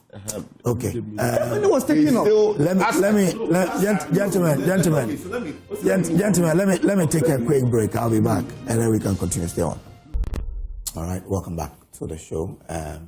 Kojopoku was on the floor. I'll come back to you. Ghana enjoys a premium, and basically we need to fact check that if we still upon the LID that comes in for 400, we need to fact check that if the $200 per ton for the premium still comes. But the point I made earlier was that, look, everybody is trying to explain away. My brother is even confusing everybody in his explanation because we lose track. Even my host, you can see that he is trying to put pen and paper to understand where we are going. Look, the bottom line is that there is a problem. And this problem has come up a year after the new management have taken over. If they came in and saw the red lines and saw the telltale warnings that there was ahead. So this is what I found on the Cocoa Board website. It says the living income differential, LID. Yeah. In 2019, Ghana and Cote d'Ivoire introduced the living income differential, LID, a $400 per ton premium aimed at improving farmer earnings. Right. While this initiative has provided some relief, structural challenges still remain. The average Ghanaian cocoa from $400 per ton premium. So it takes away the premium that was there before and only replaces with 400. So that's fine. The thanks for the education. So basically, it even worsened the problem they have, right? If they're only getting 400, because their cost of sales is 1,200. They've promised 90% to the farmer. the 10% that they have does not do the work they need to do. So if you have 1,200, 10% coming in, and maybe 400 LID coming in, you still have about $600 that needs to come from somewhere. If they do not address that problem, right? And as I speak, I don't know any of the logistics and the work that Cocoa Board does that has also been reduced. It will be difficult for them to go to the container addresses, the interport and the intraport, and all the haulage and the companies to go and review prices, because they are offering a service and they will take their money. So there is a challenge in terms of cost of sales, how they get around 1,200. But my brother, the point I wanted to put on record is this. The way forward is a problem. We are saying, the MPP, and you heard my colleagues in Parliament saying that they need a reversal. The government should think about the farmer, and at least for this season, as has been done in the past, raise money and basically cushion the farmer. If in the next cocoa season you want to announce a downwards producer price, then we can look at it. Because there are two things that's very clear. NDC is telling us that this is a very good government, this is a very good economy, all the indicators are right, it's better than the government that they inherited. But the government they inherited, when we were faced with similar problems, did not do a reduction for the farmer. We actually took money from the bonds market and gave it to the farmer. The economy that is doing well is not able to help the cocoa farmer. Okay. And when they talk about reversal, I'll come to Sam again and bring him to his own numbers he gave me earlier. But Prof. So what I'm saying is that for all the explanations that Jerome gave, fantastic, okay? But that is what is done in the boardroom before the price is announced.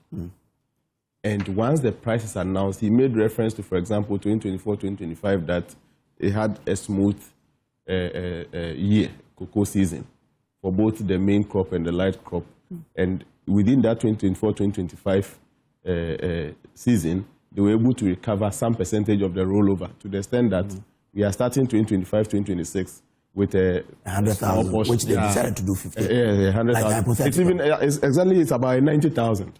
So that is it. It tells you that the inheritance from 2024-2025 season was secured for the entire season, and it went smooth. That's why I'm saying, to all things, they should begin to look inward. Now, 2025-2026, it was up to them to also set up measures to allow the season go smoothly to the end. And we are measuring how well they did that in the midst of the current situation we find ourselves in. That's why I'm saying that for those who were supposed to do what they needed to have done and they didn't do, they should also come up and take this responsibility. All the mathematics he said put together, you were able to announce a certain price. Gone through it, you said you have bought almost 80-90% of that which you are supposed to go through. Yeah. If the calculations and the predictions were right, and nobody in there was inertia or ineptitude on what he was supposed to do, 10% of the remaining beans shouldn't have brought us to this discussion. That's why I'm saying that they should take some introspection. The things we are hearing about the misunderstanding between CMC boss and the main chief executive himself, is it true? If it is true, can that be looked at so that they can have a sound, peaceful environment to sustain prices for farmers? Because if these things are going to result in overlaps that will now be to the detriment of the poor farmer, then they too must have some introspection. And I am pleading that if the job appeared a simple one for the managers of Cocoa Board, I tell them it is not a simple one. Any market, commodity market management is not simple. Okay. The focus must be there. The eye must be on the ball at all times. And we don't have to relax and think that when it comes worse, we will give all the reasons to make the farmer suffer. That should not be the mindset. Okay. Already the cocoa sector is challenged with the competition between the farms and the galamseyers. And rubber. And rubber. Rubber growing. Do you get it? Go to he knows that we all come from in quote, the bush. See, there's a guy who committed suicide, not now, I mean, some long time ago, when he went to his farm one day and saw Galamseyers turn over all his cocoa farm into. They didn't even seek proper permission from him. It was like they were talking. And the Galamseyers went with impunity to go and clear his cocoa farm because they said there is gold there, they will pay him whatever amount. He loved the cocoa, wanted to do the cocoa. They said, we will give you money, there's gold here. And before they reached an agreement, they went to ransack the entire cocoa farm. He ended up committing suicide. I mean, I wouldn't have done that, but he did that. Nobody knows. So this situation exists already.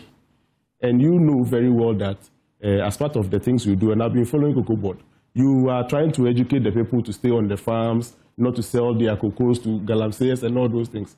That, if those things are serious things we should be looking at, then at all times we shouldn't think. The option of letting the farmers suffer shouldn't have even come in. Let's look for money somewhere, shore them up, and wait for a good time when we can recover. Simple and short, my conclusion is that, yes, all the arguments will be advanced. But from here, Jaron, please, when you go to your management meeting, you point to yourselves and see, for the state we are in now, what did I do which I didn't do? What did I do which I shouldn't have done? What brought us here? Yes, all the things you have said is true. But I want to see a position where the institution, Cocoa Board itself, is now saying that, yes, maybe next time we wouldn't need to hoard the 10%. We will sell them off when the price is high. So forgive us. Next time we will do this, next time we will do that. And please, the day I like Randy so much, but one of the things, you came to explain that he was on leave. But, I mean, for him to have traveled to FIFA on a Farmer's Day, very, very minimal type of action. But for me, I felt it was, I saw you explaining and all those things. Maybe you didn't see the work as quite complicated. From now on, I'm sure everybody, including the experts who helps you in the trading and all those things, should take the things very, very serious. Each day, your eyes on the ball, because you are not going to take the level where it will come down all the way to affect the farmer because of some things they couldn't have handled. See, the farmers couldn't have done all this English we are speaking here. All they wanted was a secured price, which we couldn't get. Thank you very much, Jerome. So back to the figures you gave me earlier. Now, earlier you said 530K hypothetical have been given to the off-taker. Because the off-taker has been pre-financing. Right. So where were the delayed payments then? What accounted for that? Okay. So just under 30 seconds. The fact should be established that the delay in payment was not applied to or in relation to the 530,000. Okay. Because I have explained to you that the 530,000, already it is being pre-financed. Okay. You've assigned to them. And when it is being shipped, the person brings you the remainder. Okay. So in 2024-2025, we adopted a financing model that we termed as 60-40.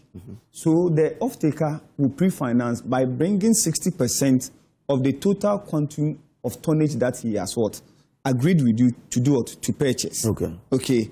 And in that, you would also supply the person of the rollover.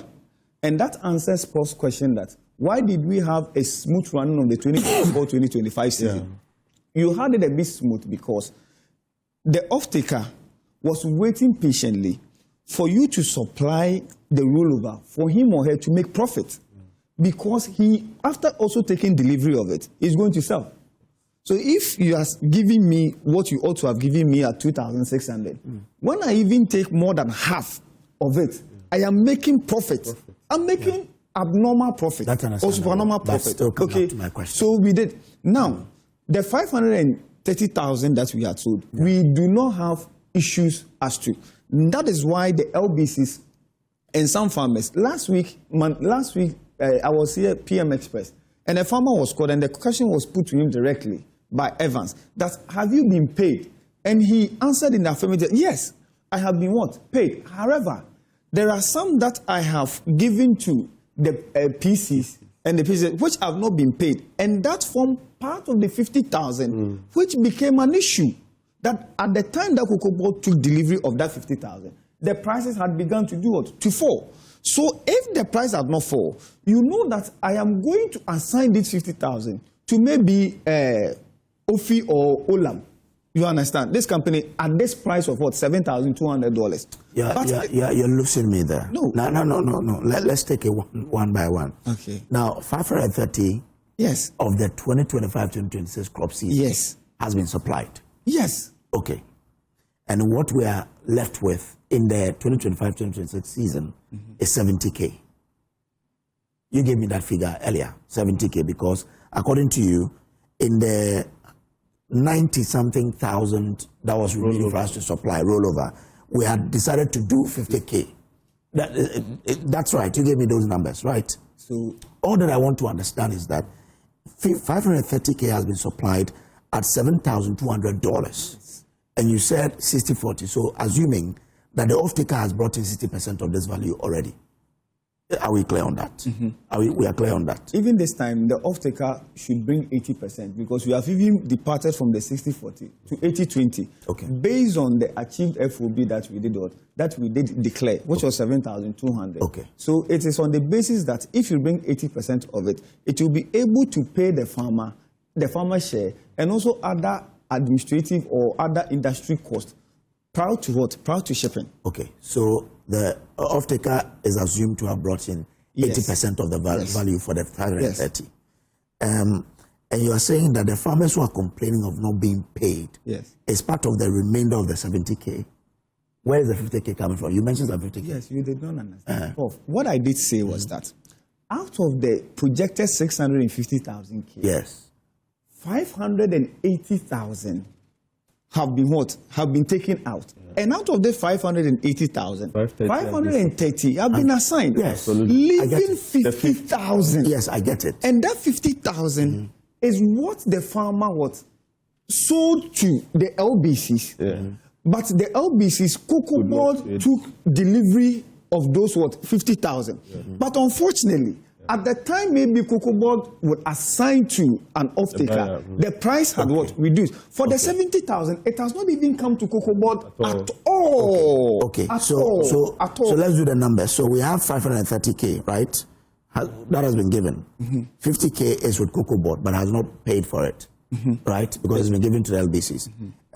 This is 0 here, 8 here, 5 here, 580. We wanted to do 650, right?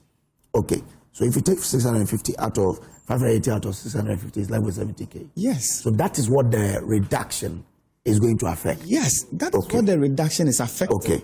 Okay, so this 50K has not gone, it has not been assigned. Yes. That's what the farmers are. So this 50K. So it's going to be paid at 7,200. Because mind you, we don't sit at Cocoa Board to take some of this decision. Because this one, it is a mandate that Cocoa Board will have to give to CMC.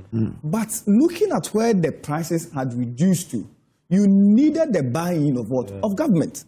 Your employer. You needed the buy-in. So when government decided that, okay, I'm going to cushion you. So you go and give a mandate to sell at the prevailing price. Even though the farmer brought to you at the price of 7,200, you have to sell it at 4,200. This is the current the price. Okay. However, in order for the farmer not to be affected, I'm going to cushion you or top up for you so that you'll be able to pay the farmer what is due. What is due the farmer? Okay. Okay. Then I come back to another question. So we're left with 70K to go and mobilize from the farmers, right? Yes. Now Cote d'Ivoire, who is our competitor, is doing 3,600. Okay. We have come to 2,500. Okay. And then Prof said something, and I think the MPP have also said it. Okay. If you are looking to mop up 70K, why don't you look for funds to make sure the farmer doesn't suffer the haircut you've given, but you are still able to sell it at the price that Cote d'Ivoire is selling, so you check smuggling. Okay. So one, the issue about smuggling, interestingly, we are arguing that Ghana is selling below what Cote d'Ivoire is selling. Yes. But there is no complaint of smuggling. In fact, I'm telling you, today. Let's move. There are no complaints of smuggling because if the prices of Côte d'Ivoire were to be in practical terms, as what we are theoretically reading, then it would have made sense that they send the produce to Côte d'Ivoire. In 2023-24 alone, do you know one reason that made us only record about 450,000? Because about 150,000 metric tons had been smuggled out of this country because of price differences. So if 2023-2024, we experience a situation like that as a result of price differences between Ghana and Côte d'Ivoire, why is it that today it is over 1,000 Ghana cedis between Ghana and Côte d'Ivoire as we are talking about? Why are we not experiencing that? But you just announced that figure. That's what I'm telling you that today. Why are we not experiencing that situation that they are taking Ghana's cocoa to where? To Côte d'Ivoire. I'm saying to you that you just announced that figure. The difference between Côte d'Ivoire and us is just recent. Now, if for you to tell whether there's smuggling or not, it won't take just from the time the price was on for you to determine. Let me tell you, I come from Sefi also. And I know places like Atkatiso, Amwashed, and all that. Look, this is Ghana. This is Ivory Coast. You understand? Yes. This is Ghana, this is Ivory Coast. So for us taking our produce there, it is not a matter of taking one day. It is not a matter of taking one day. But what I'm telling you... I'm saying that Côte d'Ivoire maintained they are not made the announcement over the weekend. So when we had come last week to say that we have reduced. You see, interestingly, these farmers, that's why I said Ghana, Côte d'Ivoire, because somebody goes to the wife in Côte d'Ivoire in the morning and come and sleep in Ghana in the evening. All right? This is how far we go. So it is not even for Côte d'Ivoire to officially come and do what? To make an announcement. Because when you get to Côte d'Ivoire, the cocoa is sold by what? The cocoa is sold by their cooperatives. And their cooperatives, you have even Ghanaians who are operating from where? From Côte d'Ivoire. So it does not even rest with the officials of Côte d'Ivoire, CCC, to officially come out to say that this is how much we are selling. In fact, those people who broke the alarm that the issue happening in Côte d'Ivoire is dire, much than Ghana is that. One, Côte d'Ivoire would have to do away with about 800,000 metric tons, which is that. So you don't think they'll be smuggling? Hold on, which they have no. You don't think they'll be smuggling? But the point I'm making is that on paper, we have all read a certain communique coming from CCC that they have maintained their price. However, they still want to find a way of bringing their cocoa to where? To Ghana. So if the price there is so attractive or lucrative, why is it that they want to get their cocoa here for us to do, for us to purchase? Okay, for us to purchase. So it is. I'm not going to dispute what they have put on paper because that is their official statement. What is on paper? And that is what, as a journalist, you can make reference to, as Kojo can also make reference to. But in effect or in practical terms, what is happening in the industry is what I'm telling you. If you should Google to find out the situation in what? It won't bring about smuggling. That's what you say. It won't bring about smuggling. Okay, Kojo, can I make a quick statement? My brother says that there has been a report of smuggling. I think we have to, you see, one of the things that Cocoa Board has not averted their mind to is that when they opened the season earlier, serious. Who is involved or where? When Cocoa Board opened the season earlier, they announced ahead of Côte d'Ivoire. Okay, so most likely the earlier cocoa that we got could have been from Côte d'Ivoire. There's a possibility because by the time that the season wasn't open, remember there was this thing where everybody was saying that because the government has indicated that there was going to be an increase in price, people were hoarding. So Cocoa Board has to open in August to get the people to bring the cocoa, because if you say that you're going to increase price and you're waiting till October, nobody's bringing the cocoa. They're all waiting for the new season to start and take the new price. You now have to open earlier and give them the price. There is a speculation that most of the cocoa that came in earlier in the August, September, most of them came from Côte d'Ivoire. Okay. Because at that time... Well, but that's good for us. We didn't smuggle our cocoa. I know, but my point is that what that means is that you now have excess cocoa in... By the time your cocoa farmers... We are saying that we have made a projection and you keep pushing him for that 70,000 or 50,000 that we claim is the only out there.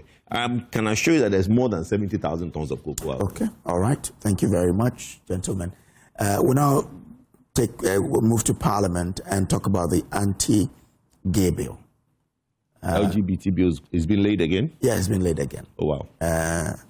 And Reverend Tim Fojo is calling for, he's saying that he hopes that this time around it will pass, it will move from parliament, go to the presidency. And President Mahama has indicated that when it gets to him, he will sign. Yeah, but I think he should, Kojo. You know, the funny thing is that the world order... Let me say, I'm giving you 5 minutes on it. Okay, so everybody. The world order has changed. The US of A and all the other Western countries that we were scared of punitive actions if we go that way sits with Donald Trump. And Donald Trump is an anti-establishment when it comes to the LGBT issues, right? He has stopped a lot of things, the trans issues and all these things. So I don't think we are going to get any problems with the US of A. If we sign it now, what we might suffer in the future is when we get a Democrat or a president who is more to the left than to the right and might be lobbied by the industry. Because the industry is very powerful. How about that? Look, if you want to see how powerful that industry is now, just look at your screen every day. Movies, series, everything out there today has a semblance of LGBT. To the point that I was watching, I was watching Premier League. And the Premier League logo, I don't know whether it's Pride Month or whatever, but they've put the pride on the Premier League logo. Sometimes you see the captain armband, pride colors. So it has really taken root in a lot of these institutions. My problem is not if we pass the law. My problem is some of the text that comes to us from these multinationals. We should scrutinize it very well. You know the recent education one that came up and all these things. They will find a way, right? Maybe not in our lifetime, but trust me, they will find a way. The lobbyist group, there's so much money sitting in that pot that, look, we are really on an uphill task. But I pray we pass the law. In other, we look at gender, stop using the word gender, because gender now does no longer means boy and female. We have to be specific. But in our context. Yes, you can use it in your context, but you have to specify it. That's what I'm saying, that we need to be very specific when we use gender. It's better we use have to use sex? We have to use male and sex or male and female. Yes, sex or male, because before it used to be sex. Then it moved to gender. Now, as even getting to the point sorry, I'm cutting, but we must probably praise our members of parliament. No, the flight companies. How do we call them? Airlines. The airlines. Yesterday, I was doing something for someone, and on their portal, you only see female and male. Yes. Done. Exactly. So those things should be kept. Now, there are certain things that is gradually creeping in. You realize that now when you go to certain establishments, we no longer have male and female toilets. In Ghana? Yes. Now it's everybody enters the same place.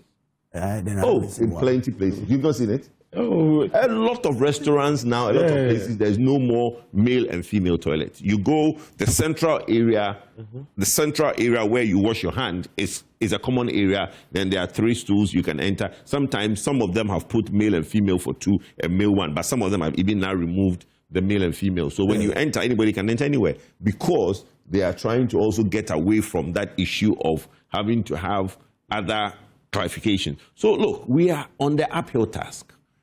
We need the law, but the law should be seen as addressing our needs as a Ghana. We can think global and think local. We can look global and think local. And I think that's what this law will do. And I pray the president will sign it. Okay. Let me bring in Jerome here.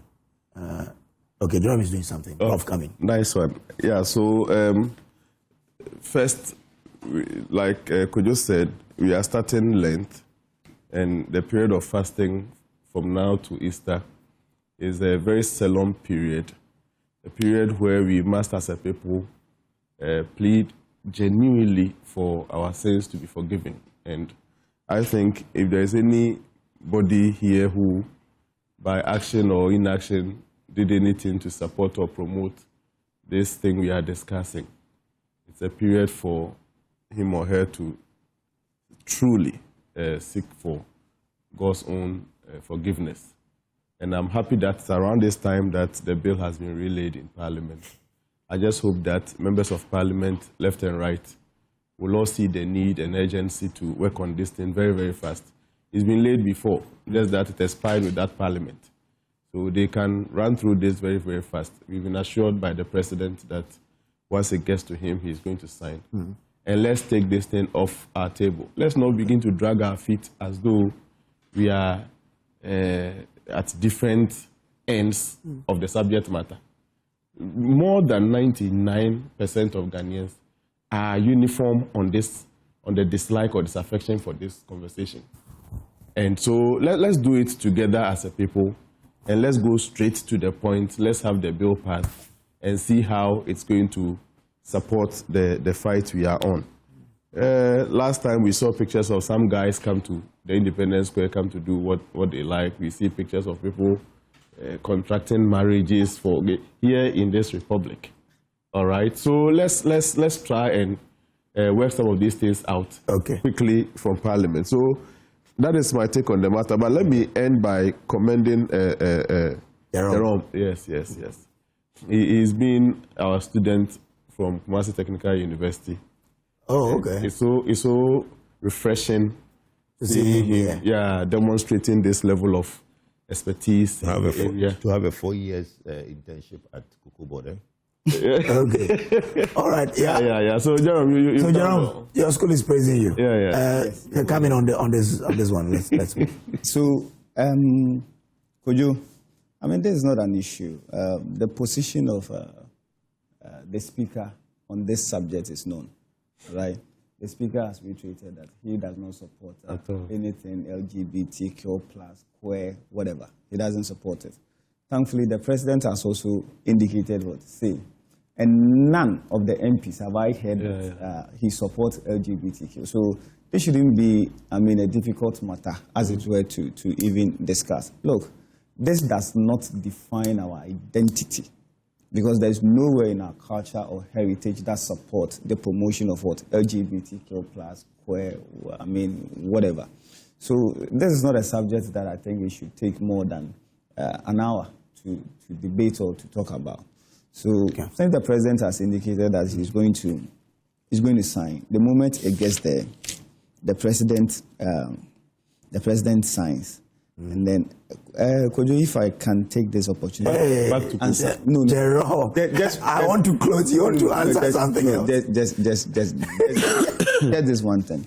See, I've heard about this talk, which suggests that Dr. Randiabe and then the CMC MD has an issue. Comment on that. There's nothing like that. I can promise you, there's nothing. There's nothing like that.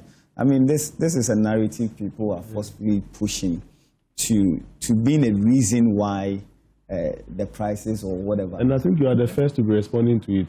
You see, that is no. You see, but this is not an issue that maybe the MD or the chief executive must be bothered about too. Right. And also, in opening the season in August, I've heard people say that but it's promoted hoarding. Let me tell you. Prior to 2025-26, the opening of the season, they were smuggling cocoa out. They were smuggling cocoa out of Ghana. So if you are a good manager, and then you need your what? You need your cocoa because you have made investment in this. You have made a lot of investment. You are losing your investment. One quick one. Today's a very special day. Today's a very special day. Today's a very special day. Today is the first time in 33 years that Ramadan and Lent starting on the same day. That's a good time in the world. Good time in Ghana. Yes, good time in Ghana. Very our businesses will thrive. Especially when we have Dr. Mahmoud Bawumia coming to be president. It's a good thing. Doctor has been elected, and as doctor was elected, Ramadan and Lent starts on the same day. Christian and Muslim. And this is the first time I have heard Psalm 23, verse 1. This is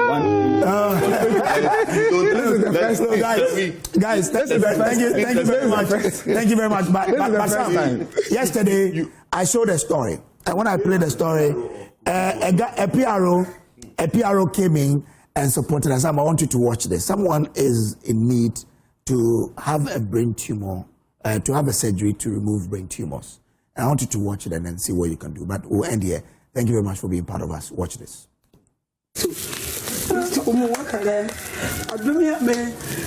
Oh, Jesus. Have mercy on me and my daughter. If you don't help us, I will die leaving her behind. That is the desperate cry of Auntie Theresa, a petty trader in Hotopo, whose life has been turned upside down by her daughter's illness. Her daughter, Vida Kweku, was once an active seamstress, earning a living and supporting herself. Today, she can barely see or hear, both senses severely affected by tumors in her brain. Speaking to Joy News, Vida recounts how her ordeal began and the fear that gripped her when hospital tests confirmed her worst suspicions. Hospital,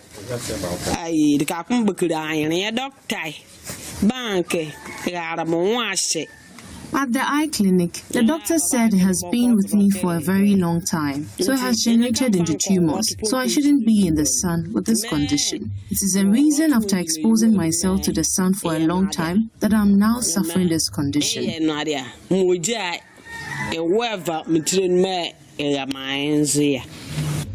For more than a year now, Vida says her mother has become her entire support system, helping her eat, move, and even attend to nature's call.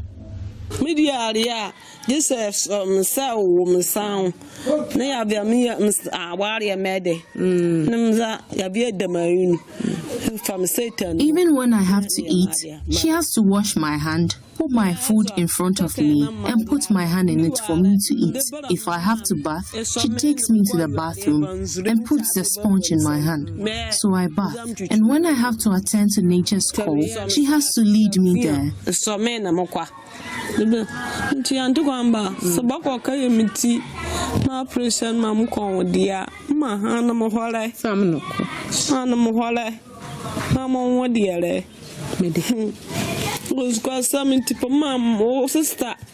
So if you are able to help get the surgery done for me to see again, please help me so I can see again. Please.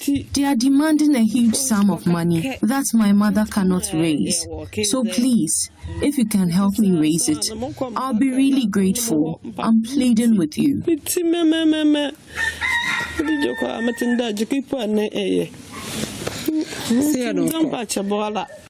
For Auntie Theresa, the diagnosis marked the moment her world collapsed. She says the thought of losing her daughter is unbearable. $2 billion. From the beginning, they said they wanted 200,000 cedis for the surgery. Immediately, I started rolling on the ground because there's no way that I was going to be able to raise the money. The doctor said my daughter has brought rich people's illness to the house. And they later gave me a bill of 70,000 cedis to help take care of the tumors. Doctors say time is running out for Vida. Without surgery in the next 2 months, she risks permanent loss of sight and hearing or death. They gave me 3 months. Last Tuesday was a month, so we are left with only 2 months to get the surgery done. They warned that if it is not done within the time, I shouldn't bring her there again, because she may die. And indeed, without me being with her, I'm sure she would have died by now since we came home. Now, the elderly trader is appealing to benevolent individuals, organizations, and philanthropists to help save her daughter's life.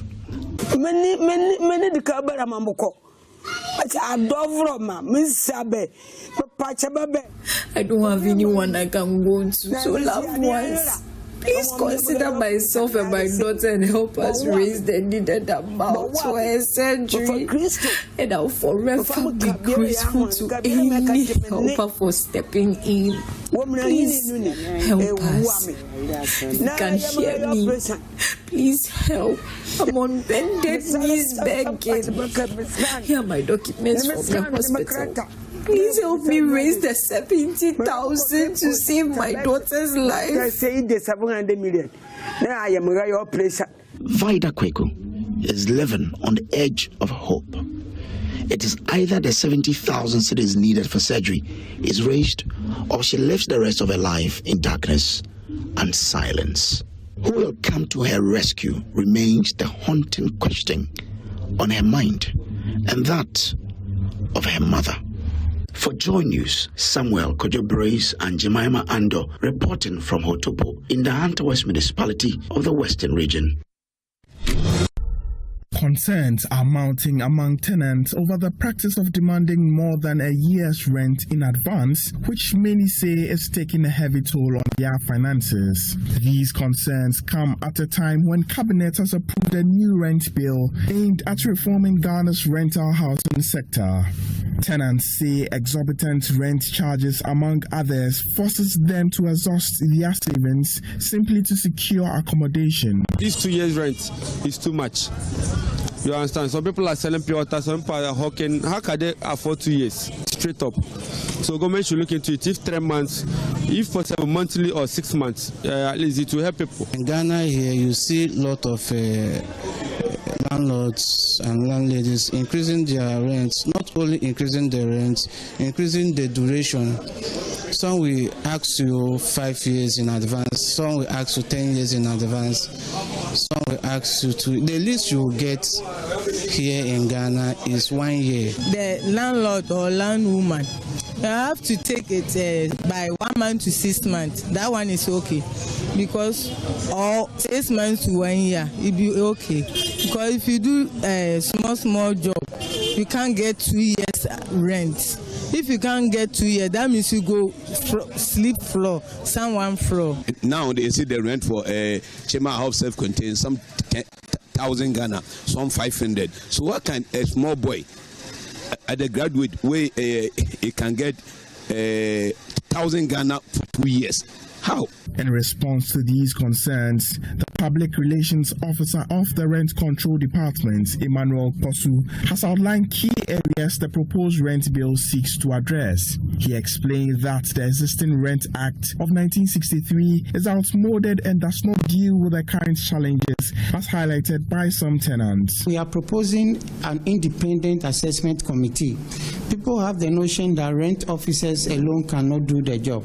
So now let's form a committee which will comprise landlords, a rep of landlords association, a rep of tenants association, any developer or surveyor within a district. It's going to be a district by district assessment committees, so that all these professionals will meet as and when to determine the rent that a tenant will pay, so that the landlord will not feel aggrieved that no, I'm being treated to collect or to take lower rent. Or tenant will come out and say that no, I'm being induced to pay higher rent. When the assessment committee comes on board and determine the rent, you know you had your rep there who has championed your interests. So at the end of the day, you accept. So these are some of the key features in the bill. Students who are paying huge hostel fees, okay, it's a problem. We started fighting, but there's no law backing it. So we'll go in there and then sit down with the university authorities and make sure they come out with a realistic hostel fees, as well as for the private ones too. We'll sit down with the committee, the independent assessment committee, so that all of you will come on the round table and discuss and come out with a realistic hostel fee. And just as I mentioned, the most important thing is that the 1963 law is outmoded, and there are features or new features in the rental industry which we have to move with time. One controversial provision in the proposed bill is the criminalization of both landlords and tenants who engage in illegal rent advance agreements. Although many tenants are not in favor of this, the Rent Control Department are of the view that strict sanctions, including fines and other penalties, will discourage collusion and strengthen compliance. We are capping it from monthly up to a maximum of 1 year. If you, the tenant, go to pay more than 2 years, you contravene the law. And if the landlord collects more than that stipulated amount or duration, the landlord also commit an offense against the law. When you look at the Offences Act under the bill, what we've kept there is that the general offense will attract a penalty of 300 Ghana cedis, which is 50 penalty units, to a maximum of 100 penalty units. 100 penalty units currently is 1,200. Or you'll be in prison for 3 months to 6 months. By the discretion of the magistrate can decide that I will fine and prison you at the same time. We will come out with a standardized tenancy agreement. We see a whole lot of different kinds of tenancy agreement, but the key issues or the ingredient that should be in a tenancy agreement, we'll put before. If you want to add on, then that's fine. But there are some key features that must be in the tenancy agreement. So we'll come out with a standardized tenancy agreement. Rent is increased every 2 years. So no landlord has right to every 6 months or every year will increase rent. The second issue is that when a landlord proposes an increment to you, the tenant has right to come before the rent officer and apply for what we call an assessment. That assessment means that who will come, you are invoking us to come and look at the property and look at the amount that the landlord is charging you and see if they are in line. With Parliament expected to consider the bill in the coming months, many tenants are hopeful the proposed bill will bring lasting relief to Ghana's strained rental housing market. But in all of these, enforcement will be key. For Joy Business, Sarah Etiemo's report read to you. As the sun rises, the world wakes up to the familiar hustle and bustle of the daily demands of life. Yet, for 55-year-old Lillian Agbeko, a home economics teacher at Kwebenya Senior High School, the usual life is not same for her. Lillian has been battling a kidney condition for the past 14 years. I've been on dialysis for 14 years now.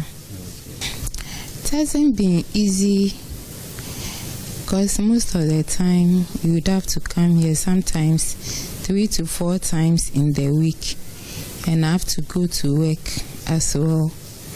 And apart from that, the money that goes into doing your labs, taking injections and other things, is a bit stressful. But before this nightmare of kidney failure, she had a miscarriage in 1999. This incident tested her faith.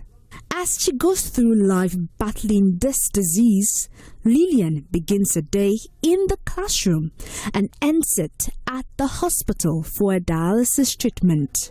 I've been teaching at Kwebenya Senior High School for the last 9 years. I was teaching elsewhere before going there, but I've been at Kwebenya for the last 9 years, and it hasn't been easy because coming to the hospital, sometimes you are not too well, you can't go for class. Other times, if you have to do some labs, you have to seek permission and not go to school. Other times you finish with dialysis, you are feeling dizzy.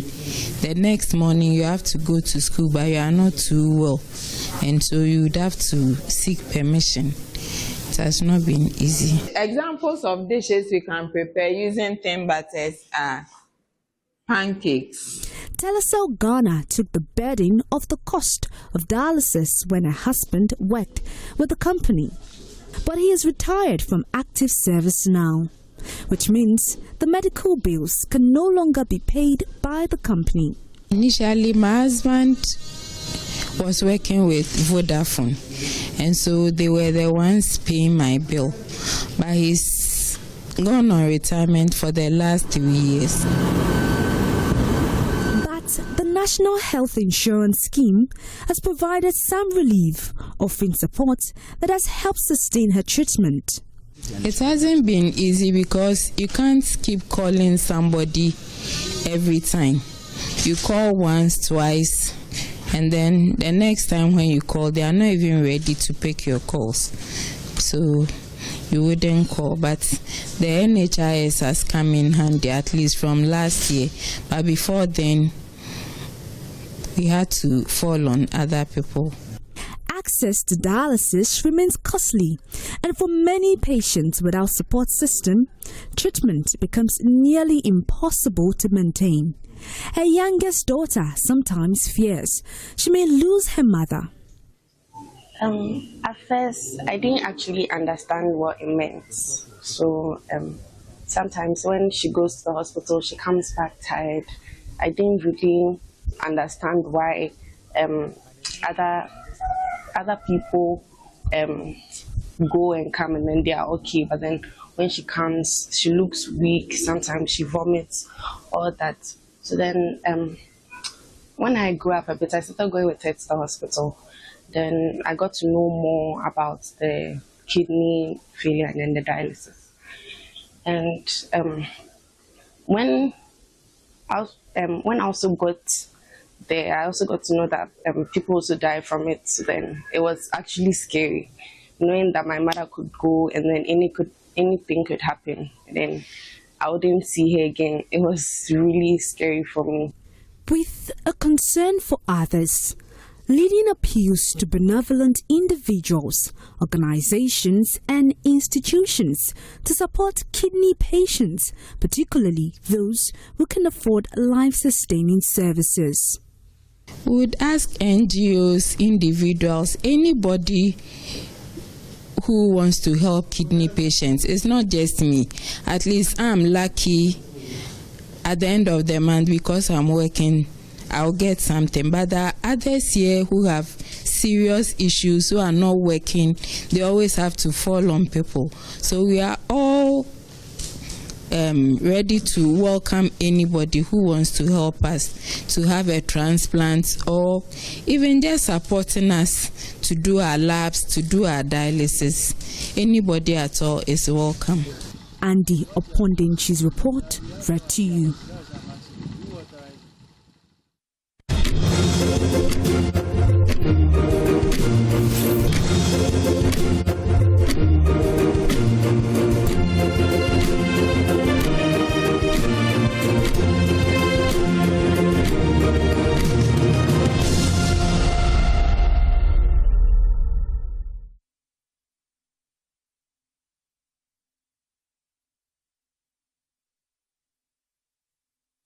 Is it we need to help people when they are alive but going through some difficulties? Now, we did a story about a lady who's suffering from brain tumor and needs support.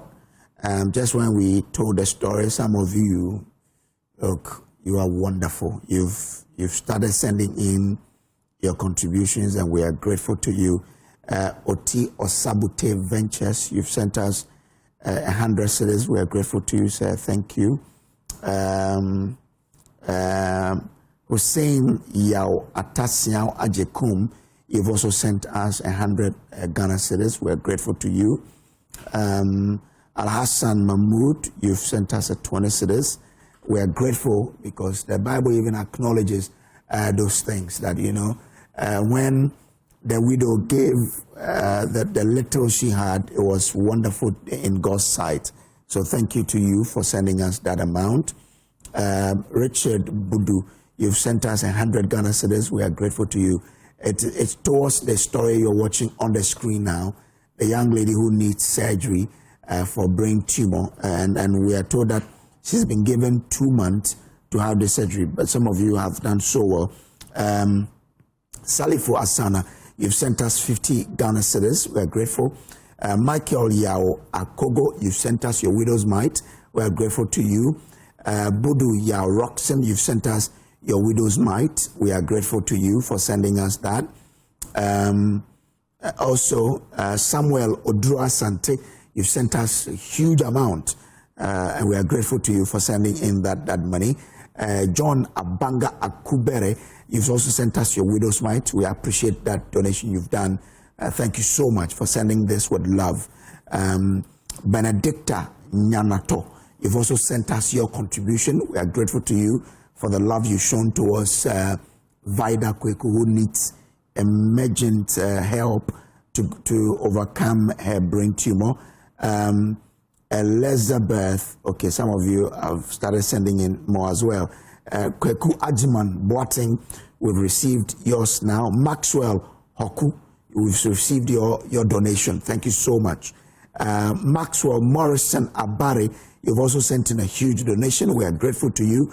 Flexi Bongo Ventures, you've sent in your widow's mite. We are grateful. George Slezer Ofori Atta, you sent in a huge donation. Thank you so much for helping this girl. Emmanuel, you've also sent in your donation as well. Some of you keep in sending. Send you Sival Hassan, thank you. Kate, you will receive it. Justin Komla Amankwa, thank you.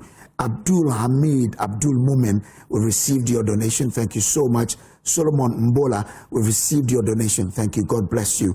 Seydou Faisal Adam, you received your donation. We're grateful to you. Nalise Elom Dohaji, we've received your big donation for this girl, Vida. Samuel Owusu, we received your huge donation. Thank you to you. Electricals Ampa, you've also sent in your donation. Thank you to you. And look, you keep doing it. You keep doing it. It keeps going up and down. We are grateful to you guys. Lawrence Alomenu, you've sent in your donation. Grateful to you. Henry Akolache, we've just received your donation as well. Josephine, we received it. Kelvin Daniel Esihene, we received. Wow, this is wonderful. You sent in 5 cedis. Look, and I'm proud of you because that's what probably you have. That's all you have, but you've sent it to us. May God bless you. Just as God spoke in the Bible about the widow who gave her widow's mite. We are grateful to you for sending in that one. Ama Bansa, we received your donation. And look, since morning, just when we did the story about some few minutes ago, we've raised more than 12,000 Ghana cedis. Guys, you're wonderful. You're wonderful. We've raised more than 12,000 Ghana cedis. You are incredible people. Akabwa Etro Melicent, we've received your money. Elizabeth, we've received it. Samuel Japan, we have it here. Jonathan Asiedu, we have received your donation. Stephen Ampofo, we've received your donation. And we've crossed 13,000 now. Look, Joy News viewers, you are wonderful. This young lady there needs surgery, and you are really showing that Ghanaians will love each other. Thank you so much for what you've done. Mohammed Badaru Ahmed, we've received your huge donation towards this young lady.